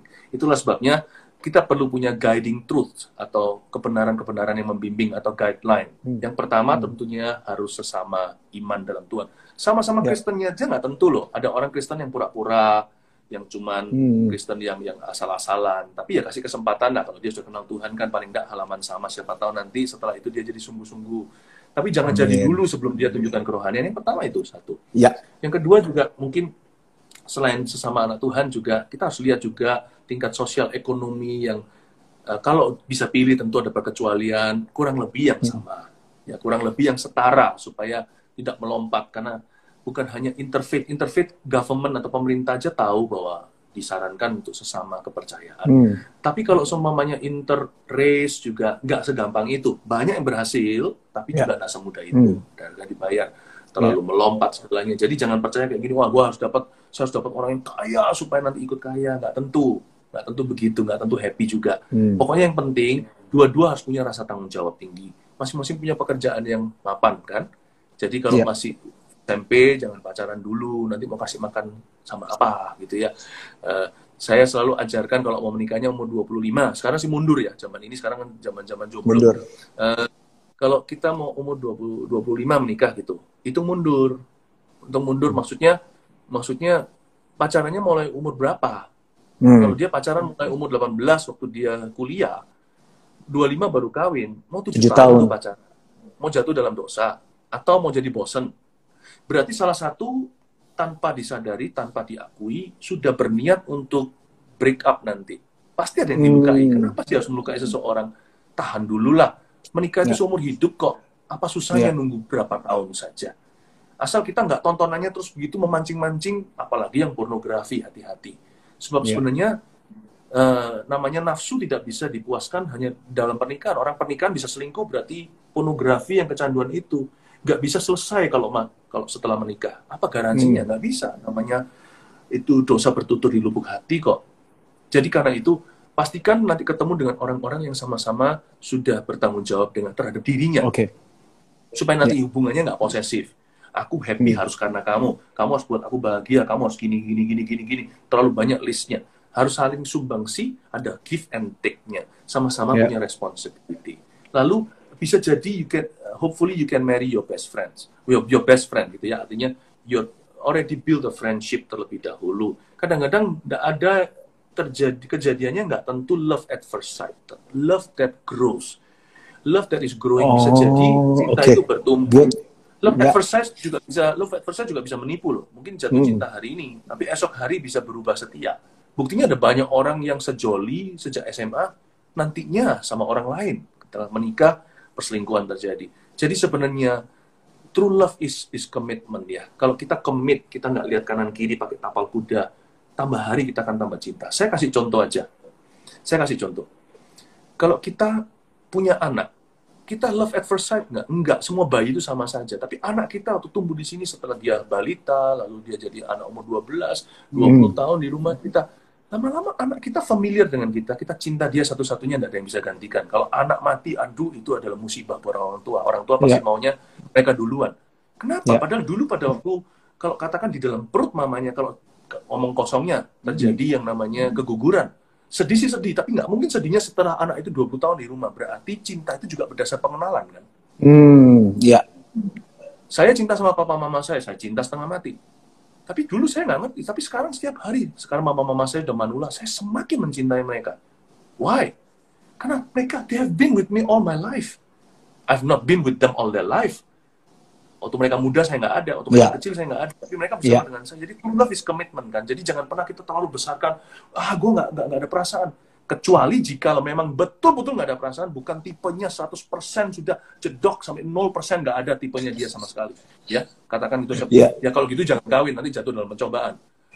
Pastor Philip, aku nggak tahan kalau bangun tidur lihat itu hidungnya segede bola tenis gitu contohnya dan sebagainya. Kalau memang bukan tipenya udah jangan dipaksa. Tapi ada orang tertentu karena idealismenya tinggi, dia nggak sadar bahwa sebenarnya pasangan yang Tuhan kirimkan potensi jadi pacarnya dia, seorang teman maksudnya, potensi jadi pacarnya ini sebenarnya lovable.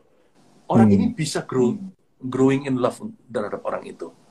Itulah sebabnya punya realistic mind, pikiran yang realistis untuk bisa melihat kalau yang kita cari ini bukan pacar saja, tapi seseorang untuk mengarungi kehidupan. I want to make a family with a person. You're looking for a husband. You're looking for a wife. Bukan hanya boyfriend atau girlfriend, gaya drama Korea. Tapi you're looking for a spouse. Dan I think setelah itu, asal orang itu masuk di dalam kategori, meskipun bukanlah seorang yang kita head over heels, kita jatuh cinta sampai ternganga, sampai drooling, sampai ngiler-ngiler. Mungkin nggak begitu. But I think in the long run, you can love that person wholeheartedly. Dan bisa komit dengan dia seumur. Semoga dapat semuanya ya, pasangan. Ya, lengkap sekali. Pastor Philip, sebelum kita selesai, boleh tolong berdoa untuk kita, untuk menutup perbincangan malam ini? Ya, kita doa ya sama-sama ya. Ya. Tuhan Yesus tercinta, thank you.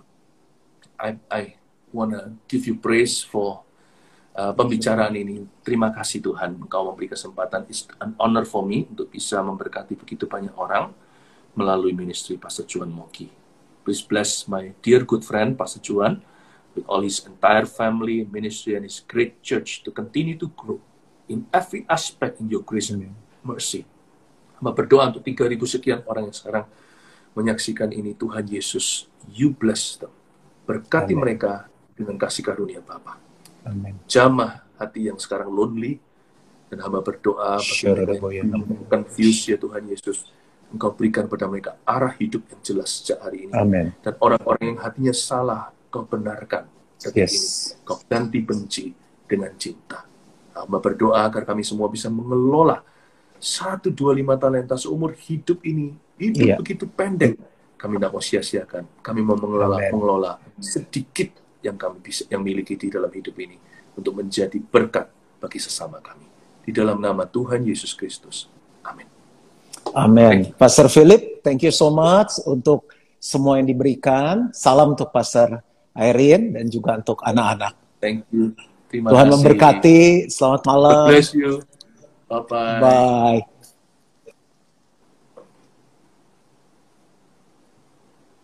Selamat datang, selamat malam di Night Chat bersama dengan Pastor Philip Mantova.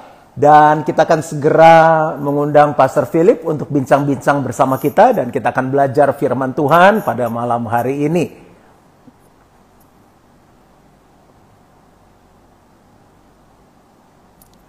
Oke, saya invite sebentar.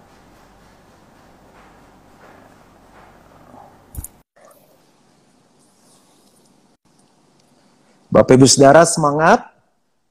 Mana yang semangat? Yes! Oke, hi again. Sorry ya. It's okay. Oke, let's go ahead. Oke. Nah, kita malam ini akan membahas tentang keintiman.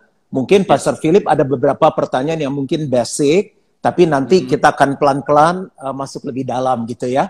Saya bagi malam ini menjadi 3 bagian. Yang pertama tentang intimacy, yang kedua tentang bagaimana karunia, lalu yang ketiga tentang mendengar suara Tuhan.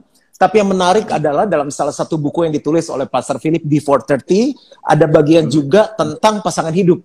Jadi nanti untuk rekan-rekan yang muda, aku udah intim banget nih sama Tuhan, mana nih jodohnya? Itu nanti akan dibahas, bukan terjawab ya, akan dibahas malam hari ini. Oke, kita mulai yang pertama. Jadi bicara tentang keintiman, bagaimana Pastor Philip mendefinisikan keintiman dengan Tuhan. 1, kedua hadirat Tuhan. Ketiga adalah kemuliaan Tuhan. Karena itu yang kita sering dengar dari sharing, dari buku yang kita baca. Dan bagaimana relate ketiga hal itu. Keintiman dengan Tuhan, hadirat Tuhan, dan kemuliaan Tuhan. Oke, simple saja. Keintiman dengan Tuhan itu sebuah hati yang bergantung kepada Tuhan.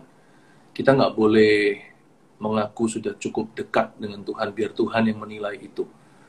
Tetapi kita hanya bisa semakin bersandar, semakin berserah. Hati kita itu bergantung. Kalau sama Tuhan Yesus itu nggak hanya begini, I can live with you.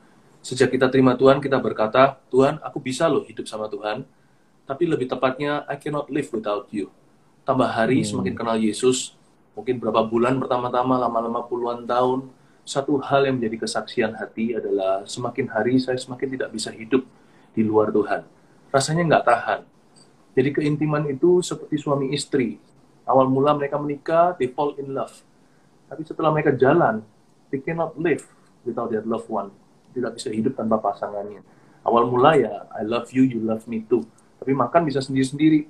Rasanya ada lulu gua-gua, kamu aku sendiri-sendiri. Tapi sekarang setelah menikah, saya sendiri sudah menikah 20 sekian tahun, saya merasa kalau makan aja tanpa ada istri saya di sisi saya, meskipun saya bepergian, katakan waktu zaman dulu, waktu normal sebelum pandemi, waktu masih traveling ke sana sini, saya mesti telepon istri saya minimal WA, beritahu, hey, sayang, aku makan dulu ya, dan sebagainya. Kau sudah makan belum, dan sebagainya.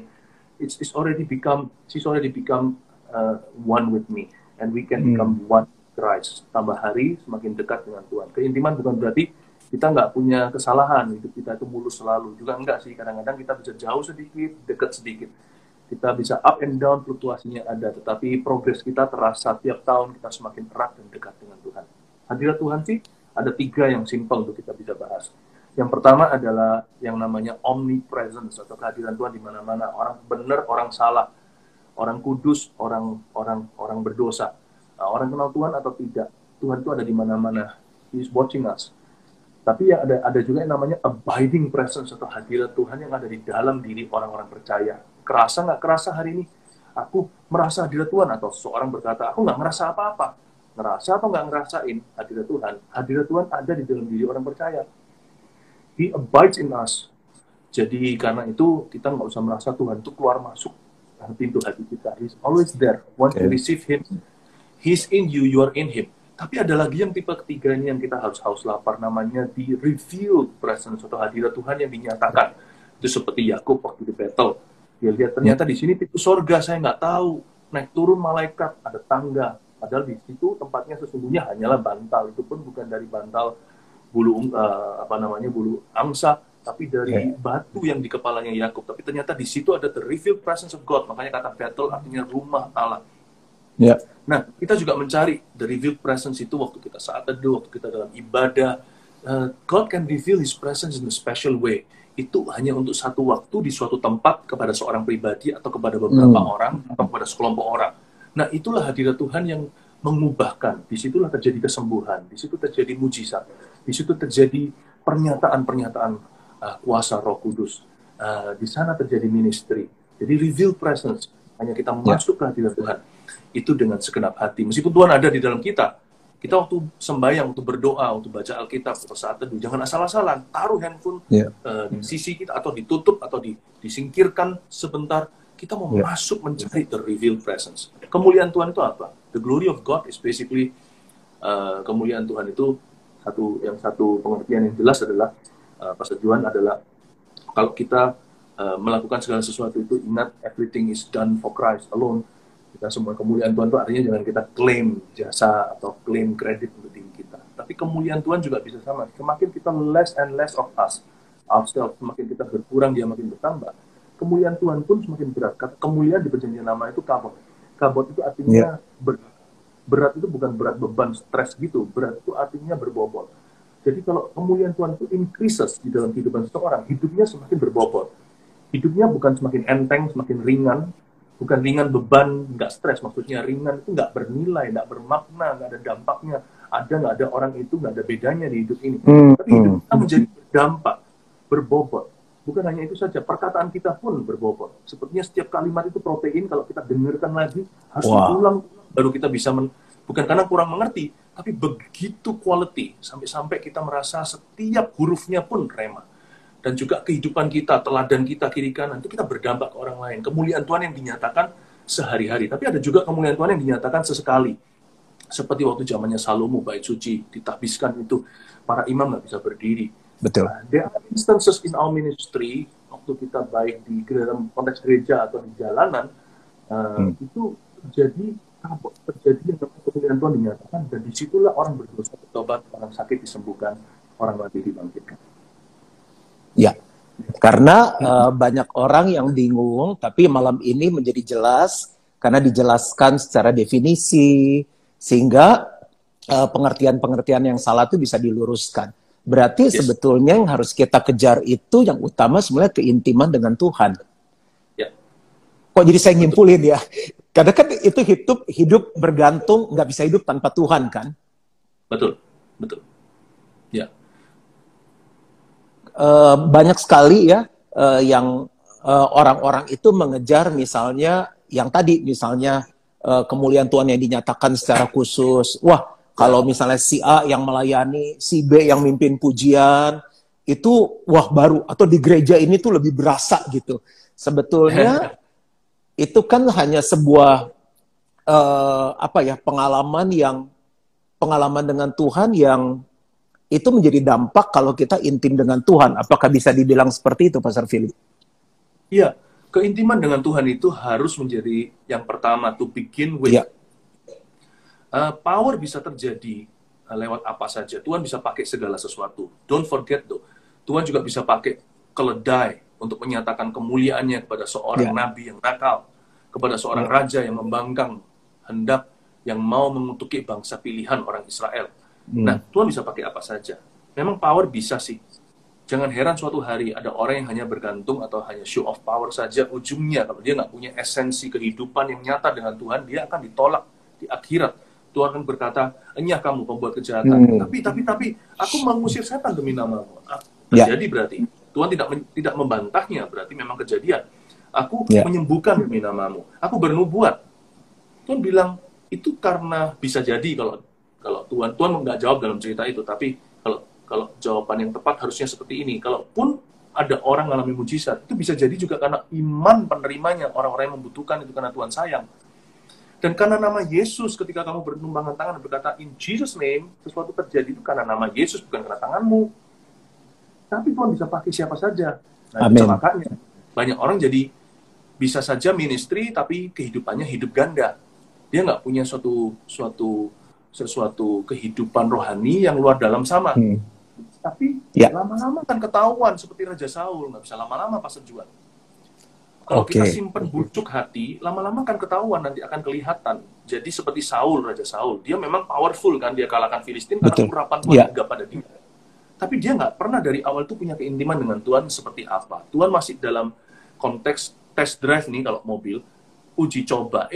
Berapa kali menang, dia sombong dan dia merasa dia bisa melakukan semuanya sendiri dan dia mulai membangkang. Tuhan bilang apa, dia tidak lakukan. Sampai Samuel ngamuk-ngamuk, sampai marah kan. Nah, coba kalau kita lihat Daud, dia beranjak dari apa? Dia beranjak dengan punya hubungan dengan Tuhan ketika dia bukan siapa-siapa. Dia sudah punya fellowship dengan Roh Kudus di Perjanjian Lama, dia bunuh singa, bunuh beruang di halaman belakang papa. Dia sudah menciptakan Mazmur itu. Hari-hari itu dia kalau main kecapi, Raja Saul yang kesetanan, kesurupan pun jadi feeling better already. Jadi bayangkan. Nah, dua-dua juga beda nih. Dua-dua juga beda. Yang si Saul itu diurapi lewat tabung.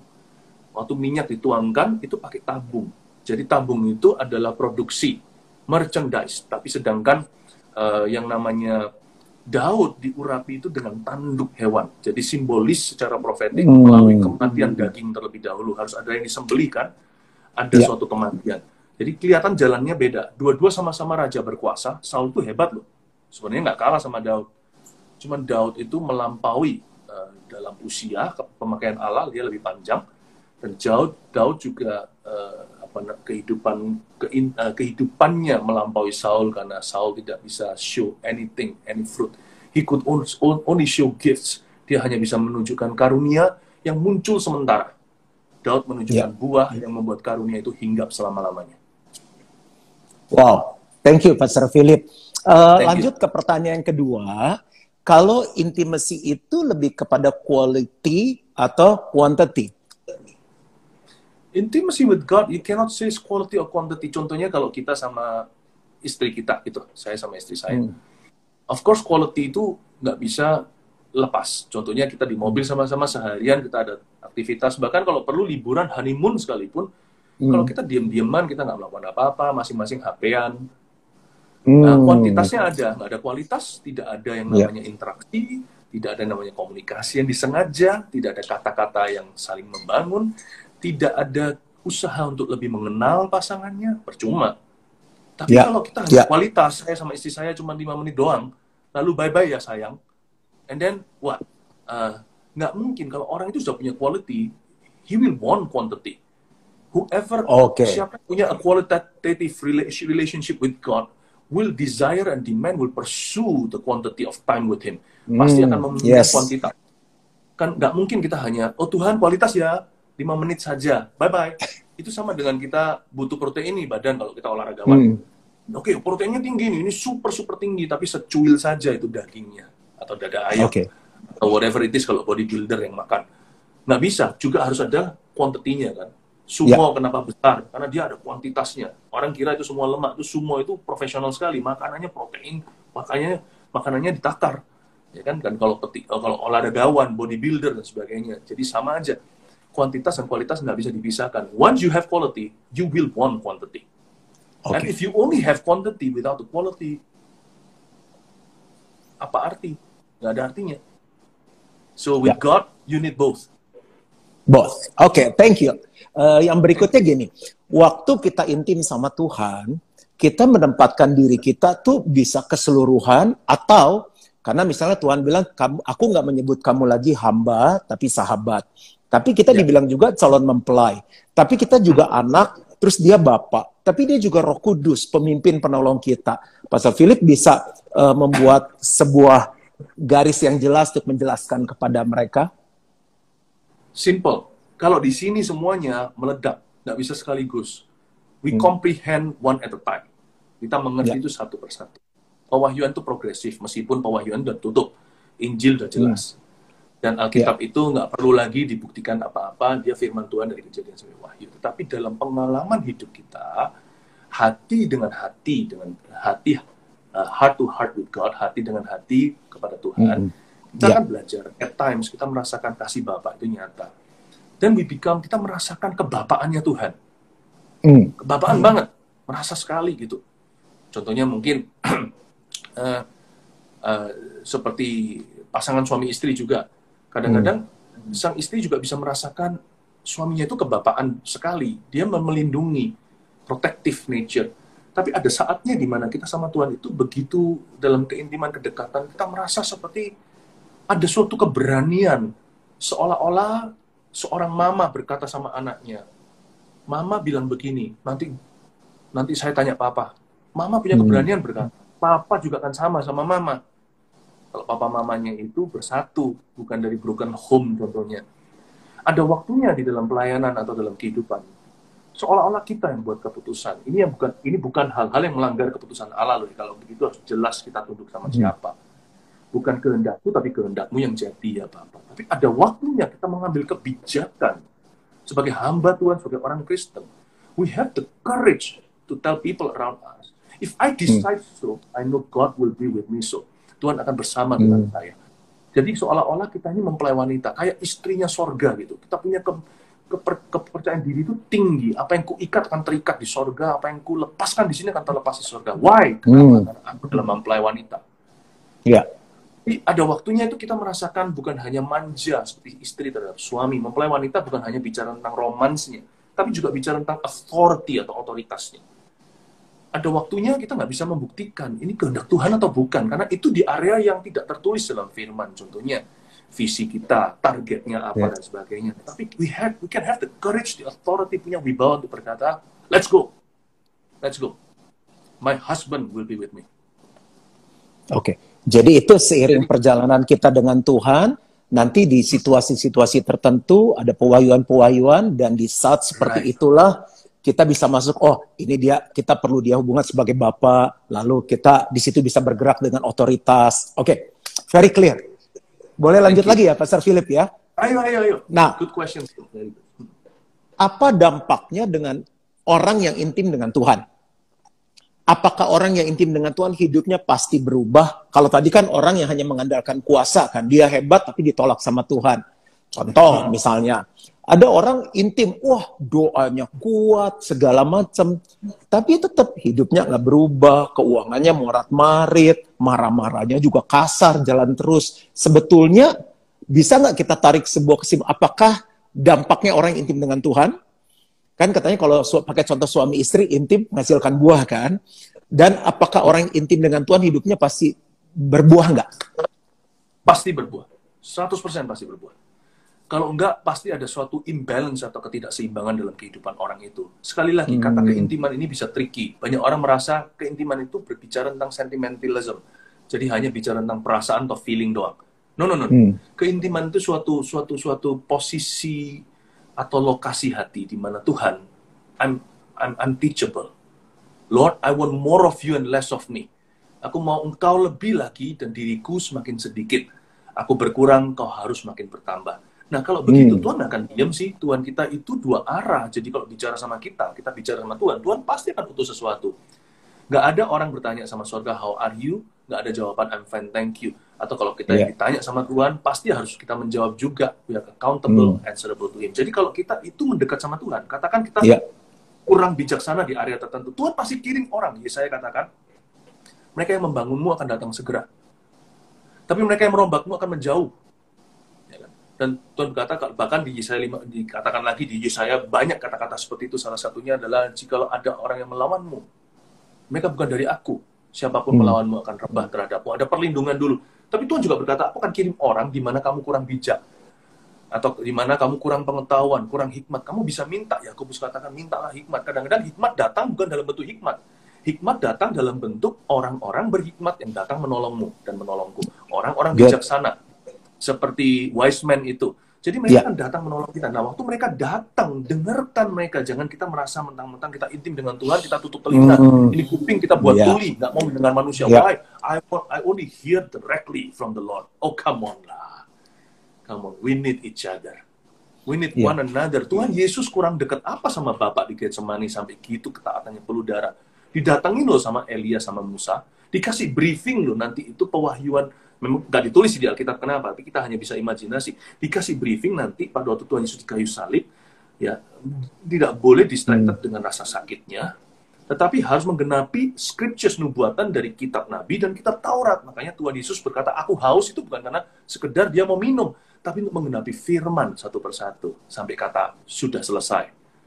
Jadi kita butuh, Tuhan akan kirim orang-orang sama kita. Nah, kalau kita nggak berbuah, kita nggak berubah di area kelemahan kita lemah 20 tahun terus. I think there's something wrong. You only want to live with the Holy Spirit, but the Holy Spirit wants to live with you, and He's sending someone or some people to you, yet you refuse to accept them. Jadi di situ kesalahannya. I think kita menjadi mistaken, kita membuat suatu kesalahan yang konyol. Kadang-kadang kita berkata intim-intim dengan Tuhan, tapi ketika Tuhan mau bangun sesuatu di hidup kita, kita menolaknya mentah-mentah hanya karena yang muncul bukan Tuhan Yesus, tapi anak-anak Tuhan yang lain yang membentuk kita. Nah, kadang-kadang juga seperti itu keintiman. Kenapa kita tidak berbuah? Kenapa kita morat-marit keuangannya? Kenapa kita morat-nggak karuan pikirannya? Karena juga kita menutup diri. Biasanya orang-orang seperti itu putus fellowship dengan sesamanya, atau kalau ada pun hubungan tidak mendalam. I think you need to open yourself up to people God has sent into your life, supaya ada new grace and mercy upon you that you've never had, yang kita nggak punya. Gara-gara orang itu datang, ada sesuatu ditambahkan dalam hidup kita. Kita nggak ada satupun yang complete. Nggak ada orang bisa mengaku, I'm intimate with Jesus. I can live alone on this planet. Aku intim dengan Tuhan, aku bisa hidup sendiri di bumi. Nggak ada tuh. Adam kurang dekat apa sama Tuhan sebelum jatuh? Tuhan berkata, baiknya sendiri. Jadi I think di sini saya kok merasa kata keintiman dengan Tuhan itu bisa stretch far, bisa secara ekstrim diaplikasikan untuk orang itu, eksklusivitas dan keangkuhan yang dibalut dengan kerohanian sampai satu titik tidak mau mendengarkan manusia lagi. Memang kita nggak boleh dengarkan siapa saja, tapi kita mesti harus dengar-dengaran dengan Allah dan dengar-dengaran dengan sesama kalau memang Tuhan yang menaruh orang-orang itu untuk membentuk kita. Waduh, ini jelas sekali jawabannya. Jadi kalau intim, harusnya dia berubah dan berbuah. Kalau tidak berubah atau berbuah, ada sesuatu yang perlu dicek. Kemungkinan salah satu adalah dia merasa dirinya benar sampai tidak mau menerima orang yang memberikan masukan. Sedangkan orang itu menyampaikan hikmat Tuhan. Clear? Betul. Orang yang intim dengan Tuhan, pasti akan friendly dengan manusia. Nggak mungkin nggak. Nggak bisa orang dekat sama Tuhan tidak menjadi seorang pecinta sesama. Nggak mungkin, nggak bisa. Oke. Terus banyak musuhnya ya, itu nggak mungkin. Waktu aku nambahin sendiri ya, harusnya dia friendly dengan orang lain ya. Oke. Iya. Oke, kita masuk lebih dalam lagi. Ini kita udah belajar banyak banget walaupun baru 20 menit lebih. Nah, dalam sebuah buku yang ditulis oleh Pastor Philip, itulah buku pertama yang saya baca saat berkenalan dengan Pastor Philip. Ada satu bab tentang intimacy with God. Ada beberapa prinsip, mungkin nggak bisa bahas semuanya. Prinsip pertama adalah saya membangun pelayanan saya di atas dasar cinta akan Tuhan. Jadi ini hal yang luar biasa sekali. Apakah itu juga bisa relevan waktu kita berbisnis, kan kita semua melayani Tuhan cuma di marketplace gitu. Pastor Philip bisa share sedikit tentang ini? Karena ini adalah prinsip keintiman kan? Ya, keintiman dengan Tuhan itu harus kita bawa ke segala aspek hidup kita. Nggak peduli latar belakang kita, nggak peduli profesi kita. Ya. Jadi sebenarnya itu tricky sekali. Kenapa? Karena siapa bilang pebisnis lebih susah cinta Tuhan di dunianya? Pendeta juga bisa loh. Setiap orang juga bisa menjadi hamba dunia. Kita memilih Ya. jadi hamba Tuhan itu bisa dengan profesi apa saja. Nah, keintiman dengan Tuhan kalau kita bawa dalam dunia marketplace, maka akan seputar seperti ini. Coba saya rangkumkan. This is a very difficult, it's very good question. Dan untuk merangkumkan semua dalam waktu minutes, berapa menit, butuh hikmat dari Tuhan. Tuhan yang bantu kita untuk bisa Amin. keluarkan supaya semua pendengar diberkati. Ya. Yang pasti motivasi kita di dunia motivasi itu harus bersih. Kita harus memandang diri sendiri sebagai steward atau pengelola. Ya. Bahwa kita tidak pernah jadi owner. Itulah sebabnya hati Good. kita itu harus mencintai Tuhan di atas segala-galanya. Kita tahu terlebih dahulu di Roma dikatakan gini di pasal-pasal terakhir ada bunyinya, for all things are from Him, through Him, and unto Him. Ya. Glory be unto God. Segala sesuatu adalah dari Dia, melalui Dia, dan untuk Dia. Jadi kita Ya. harus tahu ujung-ujungnya itu Tuhan, Ya. ujung kiri, ujung kanan Tuhan. Semua ini dari Tuhan. Jadi kita harus sering mengakui, Tuhan, Engkau yang memberi aku ini dan itu. Lalu step pertama setelah kita mengakui siapa yang punya kehidupan kita dan segala sesuatu yang kita miliki di hidup ini, step kedua adalah minta hikmat Tuhan. Gandeng Tuhan Yesus di duniamu. Mulai lihat dirimu dan diriku sebagai hamba yang diberi Tuhan talenta 1, 2, atau 5. Jangan saling iri hati. Yang punya lebih, jangan merasa lebih hebat. Yang punya lebih sedikit, jangan iri hati supaya bisa ditambahi sama Tuhan. Kepercayaan. Kita lihat diri kita sendiri sebagai 1, 2, dan 5 talenta. Tuhan kasih aku kemampuan untuk mengelola. Kita hindari dulu yang hamba talenta 1. Dia itu takut. Kata takut di situ itu bukan takut akan Tuhan. Dia takut gagal. Dia takut dia takut untuk mencoba. Dia takut apa kata orang. Pokoknya apa saja. Dia tidak. Saya bisa bayangkan hamba 1 talenta itu seorang yang suka beralasan. Ya. Kita waktu memulai mau mengelola apapun kasih karunia Allah dalam hidup kita, bisa 1 toko yang kecil, bisa tabungan yang sedikit. Saya memulai itu pelayanan dari bawah, Pastor Juan. Mungkin Pastor Juan juga sudah tahu. Saya memulai dalam waktu sebelum saya pelayanan hari ini sebagai pendeta, saya pulang ke Indonesia itu pada saat kerusuhan Mei. Semua orang pergi, saya kembali. Dan saya minta sama Tuhan dengan hasil kerja saya sebelum saya full timer. Saya bekerja dalam membuka sebuah bisnis sendiri. Saya minta sama Tuhan dengan dana yang sifatnya terbatas. Saya masih ingat waktu itu bagaimana saya harus kejar dan jemput klien. Itu saya ketuk pintu satu persatu. Dengan yang sedikit itu, saya minta sama Roh Kudus beri saya hikmat. Saya nggak boleh takut mencoba. Saya bilang sama Tuhan, Lord, I'm prone to making mistakes. Mungkin aku akan membuat kesalahan. Kurang perhitungan, aku ini kurang makan asam garam, aku ini belum pengalaman. But with the little you give me, entah itu suara untuk menyanyi, entah itu adalah hubungan satu dengan yang lainnya, itu talenta lebih besar, karena aset terbesar adalah manusia. Saya tidak mau kecewakan Tuhan. Setiap orang yang ada di atas saya orangkan. Orang yang di samping saya betul-betul hargai. Orang yang di bawah saya tidak akan injak mereka.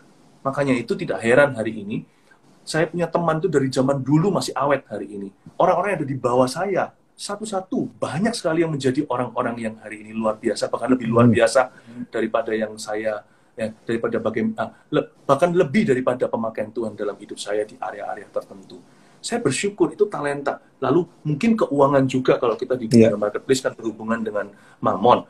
Saya dengan uang yang sedikit itu saya bertanya, Tuhan, aku nggak mau terus gonta-ganti teknologi, saya belum punya segitu. Saya nggak mau terus habis itu beli sesuatu yang depresiasi. Saya pikirannya ke investasi. Saya investkan ke apa? Saya invest di dalam bisnis makin besar.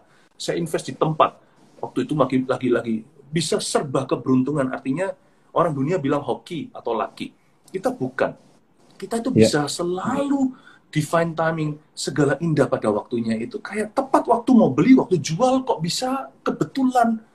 Kok bisa pas gitu ya setelah kita lepas harga turun.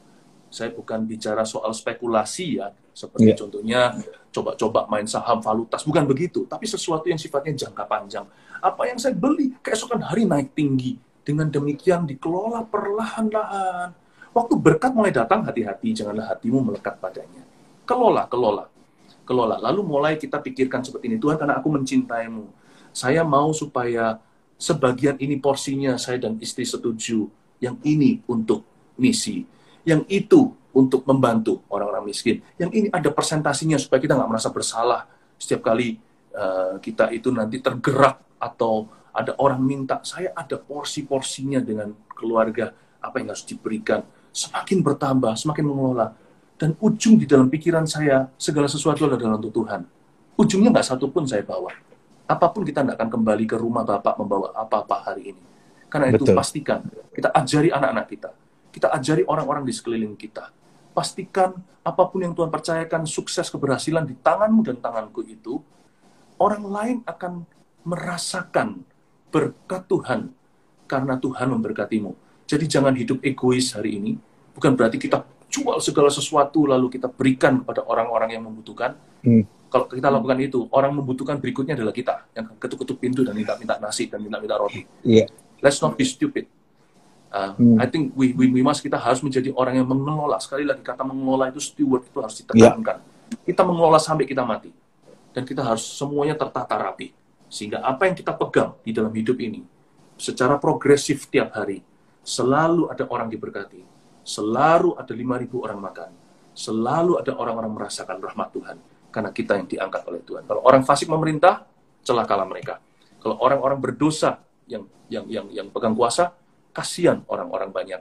Tapi kalau orang benar yang diangkat oleh Tuhan, saya percaya ada banyak orang dalam hidupnya akan ditolong oleh Tuhan Yesus karena kita. Saya berdoa supaya Anda punya visi misi yang jelas dalam bekerja. Meskipun mengelola, kebanyakan orang kan kira gini, kalau aku ikut Yesus, semua akan diminta. Siapa bilang? Semua itu dari Tuhan. Tuhan suruh kita mengelola sampai kita mati.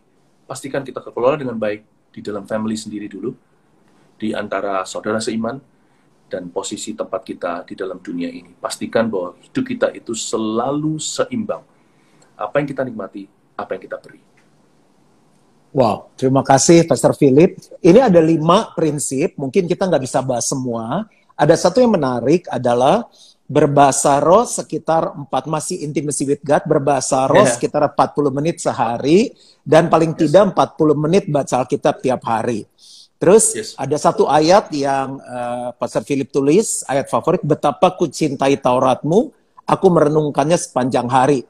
Dan di sini tulis adalah man of one book. Tiap hari baca 10 fatsal dan setahun beberapa kali selesai baca Alkitab. Nah, kan kita yang baca, wah itu kan Pastor Philip ya, kita gimana bisa? Nah, boleh nggak share sedikit hubungannya dengan intimacy? Ada banyak orang gini, wah kalau penyembahan saya suka, yang worship-worship saya suka, giliran baca firman gua ngantuk. Kan harusnya itu surat cintanya Tuhan ya. Mungkin Pastor Philip bisa sharing sedikit di area ini. Saya bangun tidur setiap pagi hari ini sudah 20 sekian tahun kenal Yesus, 28 tepatnya. Tahun 92 saya lahir baru. Tiap pagi saya tidak berani meletakkan kaki di bumi sebelum lidah saya mengutuk sorga. Karena bahasa roh, bahasa lidah itu membantu sekali waktu akal budi saya masih lelap, tertidur, masih belum conscious betul. Jadi saya bisa berdoa, roh saya sudah terlatih tiap pagi menyapa Tuhan terlebih dulu. Nah, pada waktu saya 40 menit berbahasa lidah, lalu baru setelah itu saya berdiri ambil Alkitab saya, itu saya sebenarnya sedang download banyak di dalam diri kita, karena itu saya biasakan selalu bahasa roh dulu, itu cara saya sih, sebelum saya baca Alkitab, supaya nanti baca Alkitab lebih konsentrasi. Dan sekali saya buka firman Tuhan, nggak semua saya ngerti, apalagi awal-awal saya kenal Yesus. Saya awal-awal baca Alkitab itu, saya double pagi dan malam, AM, PM ya. Pagi, saya baca bahasa Inggrisnya waktu itu, lalu malamnya saya baca Indonya. Jadi saya waktu awal-awal membaca Alkitab dulu sih pakai satu translation yang mudah, NIV for Students, waktu saya umur 18 tahun. Kalau Indonesia ya selalu dari dulu itu LAI, Lembaga Alkitab Indonesia ini. Lalu waktu saya baca gimana caranya? Saya awal mula saya baca itu nggak ada yang beritahu. Saya baca dari kitab Kejadian, jadi nggak gampang. Lalu saya baca, nanti saya semakin mengerti. Harusnya baca dulu lewat kitab Injil, Matius, Markus, Lukas, Yohanes, lalu baru setelah Wahyu kembali ke Kejadian sampai Maleakhi. Nah, saya baca, kadang ngerti, kadang nggak. Tapi nggak apa-apa. Bahkan waktu baca Perjanjian Baru, saya juga nggak ngerti-ngerti sekali. Ketika Tuhan berkata, tampar pipi kanan, kasih pipi kiri. Saya ini dulu adalah orang yang tekun dalam ilmu bela diri. Dan dulu cerita hidup saya itu kekerasan. Jadi nggak ada yang namanya tampar pipi kanan, kasih pipi kiri. Kalau ada orang tampar pipi kanan saya dahulu, saya tendang pipi kirinya dia. Jadi itu cara saya zaman lama. Makanya papa mama saya paling kasihan. Saya pindah-pindah negara karena perkelahian. Saya bilang apa-apaan itu, tapi Tuhan sudah ubah hati saya dulu. Jadi saya bisa menerima sebelum saya mengerti. Bukan berarti iman itu buta. Iman itu mendengar dulu, baru melihat kemudian. Baru kita bisa berkata, oh gitu ya. Nah, suatu hari, pada saat saya gimanain sama seorang teman, dia ngomong yang jelek-jelek tentang saya, fitnah, segalanya. Hati saya merasa kayak, orang ini, saya juga bisa lakukan yang sama loh. Saya bisa bela diri segalanya. Bukan bela diri berkelahi, tapi saya juga bisa lakukan sesuatu untuk merusak dia. Waktu itu tiba-tiba Roh Kudus ngomong, nah ini ayat yang kamu baca. Saya nggak tahu itu Roh Kudus, tapi tiba-tiba mengerti sendiri. Iya ya, dia kan tampar pipi kanan saya dengan perbuatannya yang jahat ini. Nah kalau saya lakukan yang sama, kan apa bedanya saya sama dia? Mending aja saya benci diri sendiri, wong saya sekarang benci dia kok. Kalau saya juga benci dia, melakukan perkara-perkara dari kebencian, apa bedanya saya sama orang itu?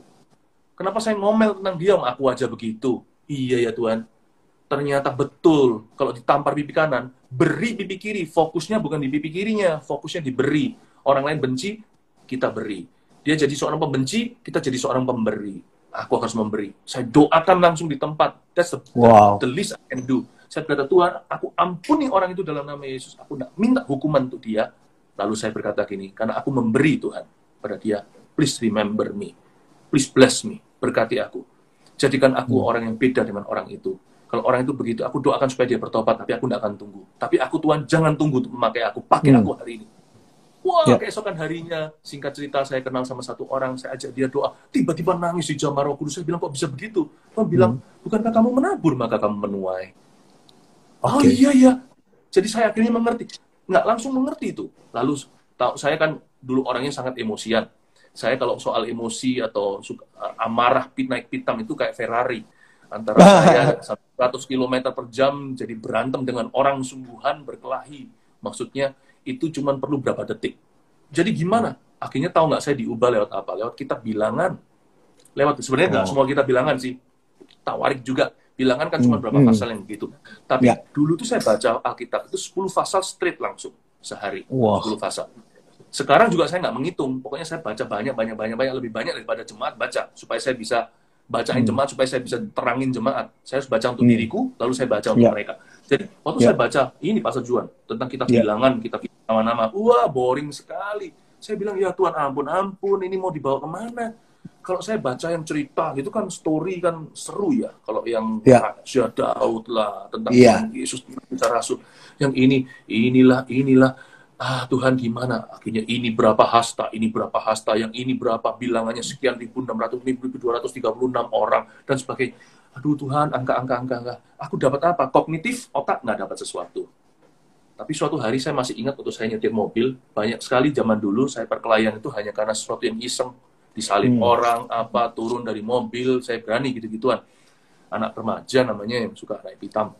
Nah, tiba-tiba pada waktu saya dimarahin sama orang, itu orang keluarkan kata-kata yang jorok, pada bukan salah saya. Biasanya saya hitung sampai 3 sudah langsung naik pitam. Kali ini saya hitung sampai 6.236. Kalau siapapun bisa duduk di kitab bilangan berjam-jam, orang itu tidak akan naik pitam. Ternyata otak saya nggak terima sesuatu. Emosi saya terkendali. Siapa bisa baca bilangan, orang itu jadi sabar sekali. Papa saya yang berkata begini, kamu kok sekarang jadi orang sabar? Dari semua anak papa yang suka berkelahi itu kamu seorang. Nggak bisa kontrol sampai papa ini. Papa saya bukan orang Kristen waktu itu. Gara-gara itu papa saya berkata sama mama, coba lihat ya anak kita ini. Ada apa terjadi dengan dia? Dia kok sekarang sering-sering berdoa, rasanya Yesus Tuhannya itu nyata. Disitulah permulaan papa saya kenal Tuhan. Boleh saya katakan, berani saya klaim bahwa papa saya mulai terbuka hatinya karena kitab bilangan di anaknya, di putranya yang kedua. Don't undermine the scriptures just because it's not here doesn't mean that it doesn't hit here. Oke, contoh saya kasih satu pertanyaan pada semua yang dengar. Kalau waktu kita makan obat puyer pahit, kerasa nggak di sini? Nggak kerasa, tapi it's working in you. menurunkan demam dan sebagainya. Waktu kita makan sesuatu, mama suruh kita makan bayam, zat besi. Kita kerasa nggak? Seperti angkat besi di gym nggak? Enggak tuh. Nggak boring di sini, kita nggak tahu. Tapi once it's in you, sekali masuk, dia akan bekerja. Wow, keren. Zat besi. Ya.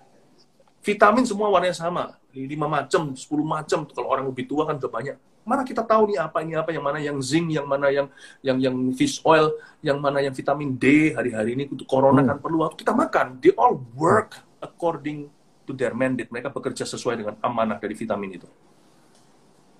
Makan itu kita bilangan. Nam dimakan. Yes. Dia akan mengerjakan rupa dan wajah Yesus dalam diri kita. Amin. Wow. Itu. Terima kasih Pastor Philip. Ini kita belajar banyak. Kayaknya waktu memungkinkan kita 2 pertanyaan yang kita bahas dalam. 2 pertanyaan terakhir. Bicara tentang tadi bahasa roh, ada banyak orang tuh pengen sekali ya. Jadi mereka kan di setiap gereja ada kelas-kelas, baptisan Roh Kudus. Dan mereka tuh rindu gitu ya. Kok nggak dapat-dapat, sedangkan mereka tahu fungsinya. Lalu waktu saya baca bukunya Pastor Philip, ternyata Pastor Philip tuh suka nyembah Tuhan di kamar mandi. Tapi itu di buku ya. Terus katanya dapat bahasa rohnya tuh sekitar 2 tahun setelah bertobat di kamar mandi. Nah, akhirnya mereka bilang gini, loh kan kalau terima Roh Kudus dapat kuasa. Jadi karena nggak dapat minta, mereka bilang ya udahlah gitu. Nah, Pastor Philip boleh kasih encouragement dan pengertian yang jelas nggak untuk mereka yang merindukan ini? Oh, keep asking, the momentum will come. Nanti waktu masuk momentum, bisa aja momentumnya ada orang yang ditumpangi tangan. Ada juga seperti saya yang tiba-tiba keluar sendiri. Ada juga yang nanti di kebaktian gereja atau gimana, momentumnya akan tiba. Minta saja, jangan khawatir. Nggak usah merasa kok belum dapat. Tapi ubah pengakuannya. Sebentar lagi saya dapat. Ya kan? Okay. Jangan lihat lubang donatnya, makan donatnya. Nanti lubang donat terus yang diperhatikan masuk angin, nggak masuk Roh Kudus. Tapi kalau kita melihat kepada janji Tuhan, Bapak memberikan roti pada barang siapa memintanya, itu bicara Bapak memberikan Roh Kudus pada barang siapa memintanya, perumpamaan Yesus sangat jelas. Dan dikatakan dengan jelas, Bapak tidak memberikan kalajengking kalau kita minta roti, tidak memberi batu. Jadi jangan lihat ke lubangnya.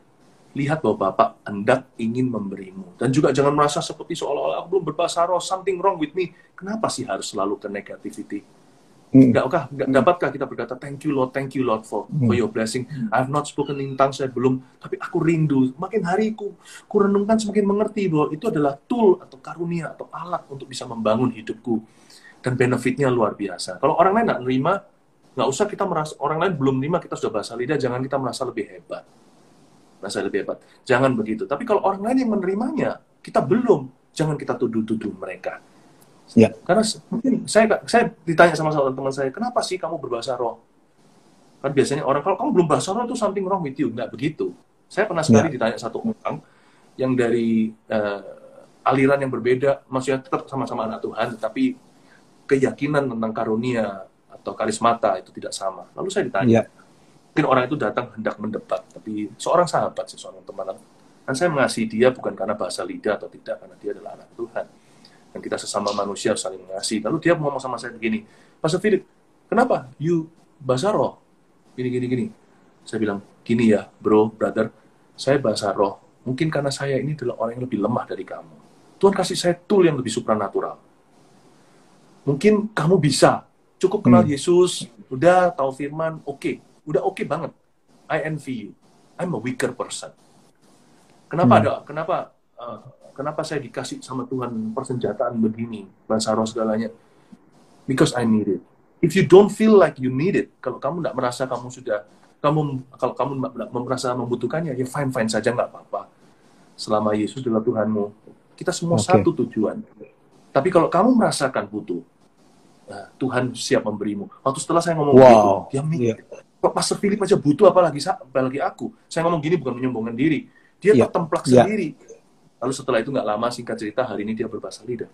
Jadi I think bukan kita pressure orang lain, lu harus berbahasa roh, bukan begitu. Tapi why the gift of tongues is so beautiful? Coba, saya minta sama sekian ribu orang ini sekarang, coba kalau saya minta tolong sama Anda, doakan saya. Anda punya doa, nggak lebih dari 5 menit kehabisan kata-kata, karena Anda sungguh-sungguh mengenal saya, Bahkan dari Pastor Juan yang kita sudah berteman aja, tanya sama saya makanan kesukaan saya apa dan sebagainya. Tapi bahasa lidah, saya bisa mendoakan hal-hal rahasia dalam diri orang itu tanpa jadi gosip ria. Iya. Saya bisa berdoa dengan akal budi, ya Tuhan, aku berdoa untuk Pastor Juan, bla bla bla, setahu saya gini, gerejanya berkembang, GBI Gilgal, lalu orang tuanya. By the way, how's your parents? Hopefully they are Baik, good, ya. thank you. Dia harus, mestinya mereka ikut ini. Oh ikut ya, oke. Iya. Saya bisa doakan keluarganya, saya kenal your sister dan sebagainya, saya kenal Tuhan, selesai. 5 minutes, no more prayer for you. Done. I don't know what you're going through, Pastor Juan. I don't know apa yang sekarang what's on your mind, visinya kemana, strateginya, struggle-nya di mana. Oh, dan saya berbahasa roh. Oh, saya mulai berbahasa lidah. I can pray for you for the next half hour, and it feels right. But I don't know your problem. I don't know your struggles. Maybe I don't need to know. Maybe it's your privacy. I thank God for bahasa lidah. I can pray for my mom and dad. Thank you, Pastor Philip. Nah, bicara mengenai intimacy, kan itu hubungan dua orang kan? Berarti harusnya orang itu bisa mendengar, bukan hanya kita berbicara kan? Nah, ada dua hal nih. Yang pertama, kok aku intim nggak dengar-dengar dari Tuhan? Yang kedua, dikit-dikit gini, ya Tuhan bicara sama saya. Nah, akhirnya satu saat keliru kan, salah, dibully misalnya sama orang, dia takut. Jadi, sedangkan mungkin itu kan ada proses pembelajaran. Boleh bahas dikit nggak Pastor Philip tentang bagaimana intimacy itu orang bisa mendengar dari Tuhan? Iya, mendengarkan suara Tuhan itu apa dulu definisinya? Mendengar suara Tuhan begini, Philip Mantova, nah audible gitu. Pendengar itu karena kita itu terlalu terpaku dengan experience jasmani. Kuping kita ini kuping badan, jadi harus mendengar suara audible. Tahukah ada banyak suara di udara ini kita nggak kedengaran. Anjing bisa mendengarkan suara melengking tinggi yang kita luput dari telinga sendiri. Mungkin ada juga FM AM, ini ada wave di udara ini sekarang. Jadi secara jasmani aja cuma satu dimensi yang namanya audibility. Kenapa kita tekankan itu secara rohani hanya itu saja? Listen, waktu kita buka Alkitab kita sedang mendengar suara Allah. What is written? Yesus ketika Tuhan Yesus dicobai, dia selalu berkata begini kan, it is written, tertulis, ada tertulis. Kalau dia bisa mengatakan it is written, berarti Tuhan Yesus mendengarkan itu. Mendengar dan mendengarkan sama pentingnya. Ada orang menitik beratkan di mendengar. Aku kok mendengar apa-apa? Tapi dia nggak pernah mendengarkan Tuhan. Tuhan suruh dia hidup kudus, nggak didengerin. Tuhan suruh dia mengampuni, nggak didengerin. Tuhan suruh dia memberi, nggak didengerin.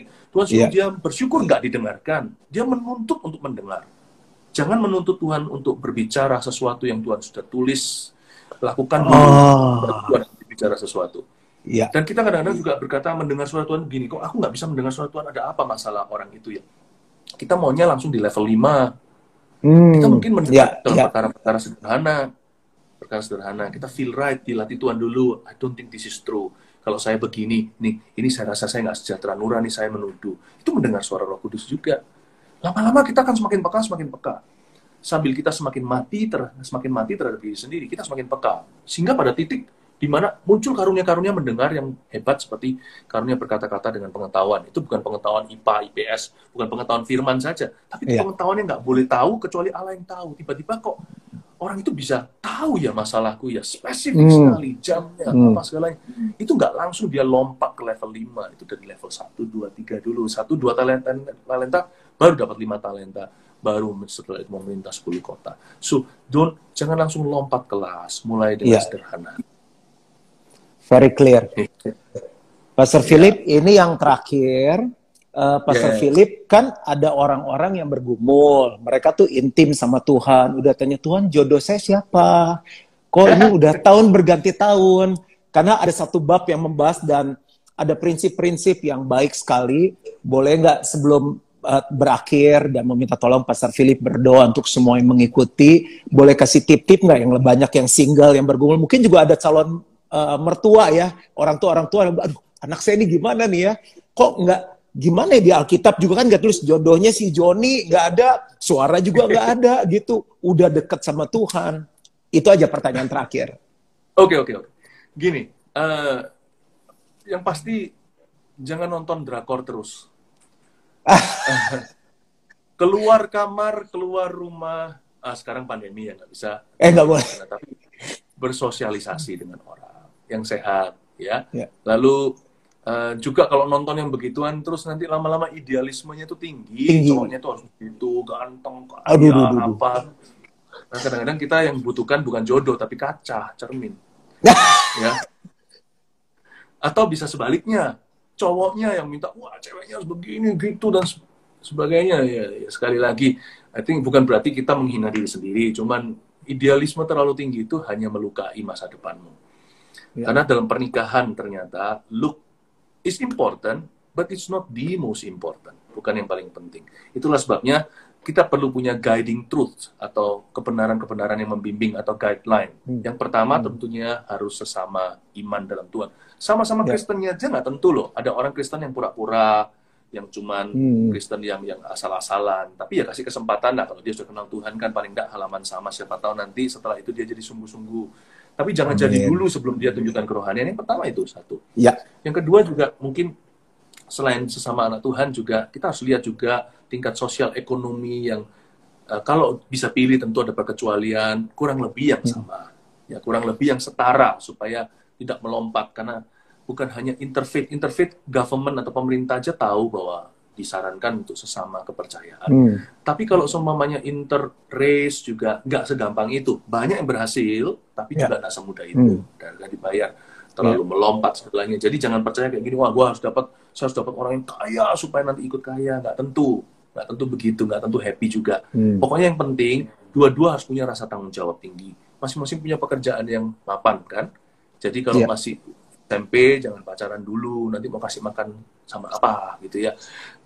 Saya selalu ajarkan kalau mau menikahnya umur 25, sekarang sih mundur ya, zaman ini sekarang kan zaman jomblo. Kalau kita mau umur 25 menikah gitu, itu mundur. Untuk mundur maksudnya pacarannya mulai umur berapa? Kalau dia pacaran mulai umur 18 waktu dia kuliah, 25 baru kawin, mau 7 tahun tuh pacaran. Mau jatuh dalam dosa, atau mau jadi bosen. Berarti salah satu tanpa disadari, tanpa diakui, sudah berniat untuk break up nanti. Pasti ada yang dilukai. Kenapa sih harus melukai seseorang? Tahan dulu lah. Menikah itu seumur hidup kok. Apa susahnya nunggu berapa tahun saja? Asal kita nggak tontonannya terus begitu memancing-mancing, apalagi yang pornografi, hati-hati. Sebab sebenarnya namanya nafsu tidak bisa dipuaskan hanya dalam pernikahan. Orang pernikahan bisa selingkuh, berarti pornografi yang kecanduan itu nggak bisa selesai kalau setelah menikah. Apa garansinya? Nggak bisa. Namanya itu dosa bertutur di lubuk hati kok. Jadi karena itu, pastikan nanti ketemu dengan orang-orang yang sama-sama sudah bertanggung jawab terhadap dirinya. Supaya nanti hubungannya nggak posesif. Aku happy harus karena kamu harus buat aku bahagia, kamu harus gini. Terlalu banyak listnya. Harus saling sumbangsi, ada give and take-nya. Sama-sama punya responsibility. Lalu bisa jadi hopefully you can marry your best friend gitu ya, artinya you already build a friendship terlebih dahulu. Kadang-kadang nggak ada kejadiannya nggak tentu love at first sight, love that grows, love that is growing. Bisa jadi cinta itu bertumbuh. Love at first sight juga bisa menipu loh. Mungkin jatuh cinta hari ini, tapi esok hari bisa berubah setia. Buktinya ada banyak orang yang sejoli sejak SMA, nantinya sama orang lain setelah menikah perselingkuhan terjadi. Jadi sebenarnya true love is commitment ya. Kalau kita commit, kita nggak lihat kanan kiri pakai tapal kuda, tambah hari kita akan tambah cinta. Saya kasih contoh aja. Kalau kita punya anak, kita love at first sight nggak? Enggak. Semua bayi itu sama saja. Tapi anak kita waktu tumbuh di sini setelah dia balita, lalu dia jadi anak umur 12, 20 tahun di rumah kita, lama-lama anak kita familiar dengan kita cinta dia satu-satunya, tidak ada yang bisa gantikan. Kalau anak mati, aduh itu adalah musibah buat orang tua pasti maunya mereka duluan. Kenapa? Padahal dulu pada waktu, kalau katakan di dalam perut mamanya, kalau omong kosongnya terjadi yang namanya keguguran, sedih sih sedih, tapi nggak mungkin sedihnya setelah anak itu 20 tahun di rumah. Berarti cinta itu juga berdasar pengenalan kan. Saya cinta sama papa mama saya cinta setengah mati. Tapi dulu saya nggak ngerti, tapi sekarang setiap hari, sekarang mama-mama saya udah manula, saya semakin mencintai mereka. Why? Karena mereka, they have been with me all my life. I've not been with them all their life. Waktu mereka muda saya nggak ada, waktu mereka kecil saya nggak ada, tapi mereka bersama dengan saya. Jadi true love is commitment kan. Jadi jangan pernah kita terlalu besarkan, gue nggak ada perasaan. Kecuali jika memang betul-betul nggak ada perasaan, bukan tipenya 100% sudah jedok sampai 0% nggak ada tipenya dia sama sekali. Ya, katakan itu. Ya kalau gitu jangan kawin, nanti jatuh dalam pencobaan. Pastor Philip, aku nggak tahan kalau bangun tidur lihat itu hidungnya segede bola tenis gitu contohnya dan sebagainya. Kalau memang bukan tipenya udah jangan dipaksa. Tapi ada orang tertentu karena idealismenya tinggi, dia nggak sadar bahwa sebenarnya pasangan yang Tuhan kirimkan potensi jadi pacarnya dia ini, seorang teman maksudnya, potensi jadi pacarnya ini sebenarnya lovable. Orang ini bisa growing in love terhadap orang itu. Itulah sebabnya punya realistic mind, pikiran yang realistis, untuk bisa melihat kalau yang kita cari ini bukan pacar saja, tapi seseorang untuk mengarungi kehidupan. I want to make a family with a person. You're looking for a husband, you're looking for a wife. Bukan hanya boyfriend atau girlfriend, gaya drama Korea. Tapi you're looking for a spouse. Dan I think setelah itu, asal orang itu masuk di dalam kategori, meskipun bukanlah seorang yang kita head over heels, kita jatuh cinta sampai ternganga, sampai drooling, sampai ngiler-ngiler. Mungkin nggak begitu. But I think in the long run, you can love that person wholeheartedly.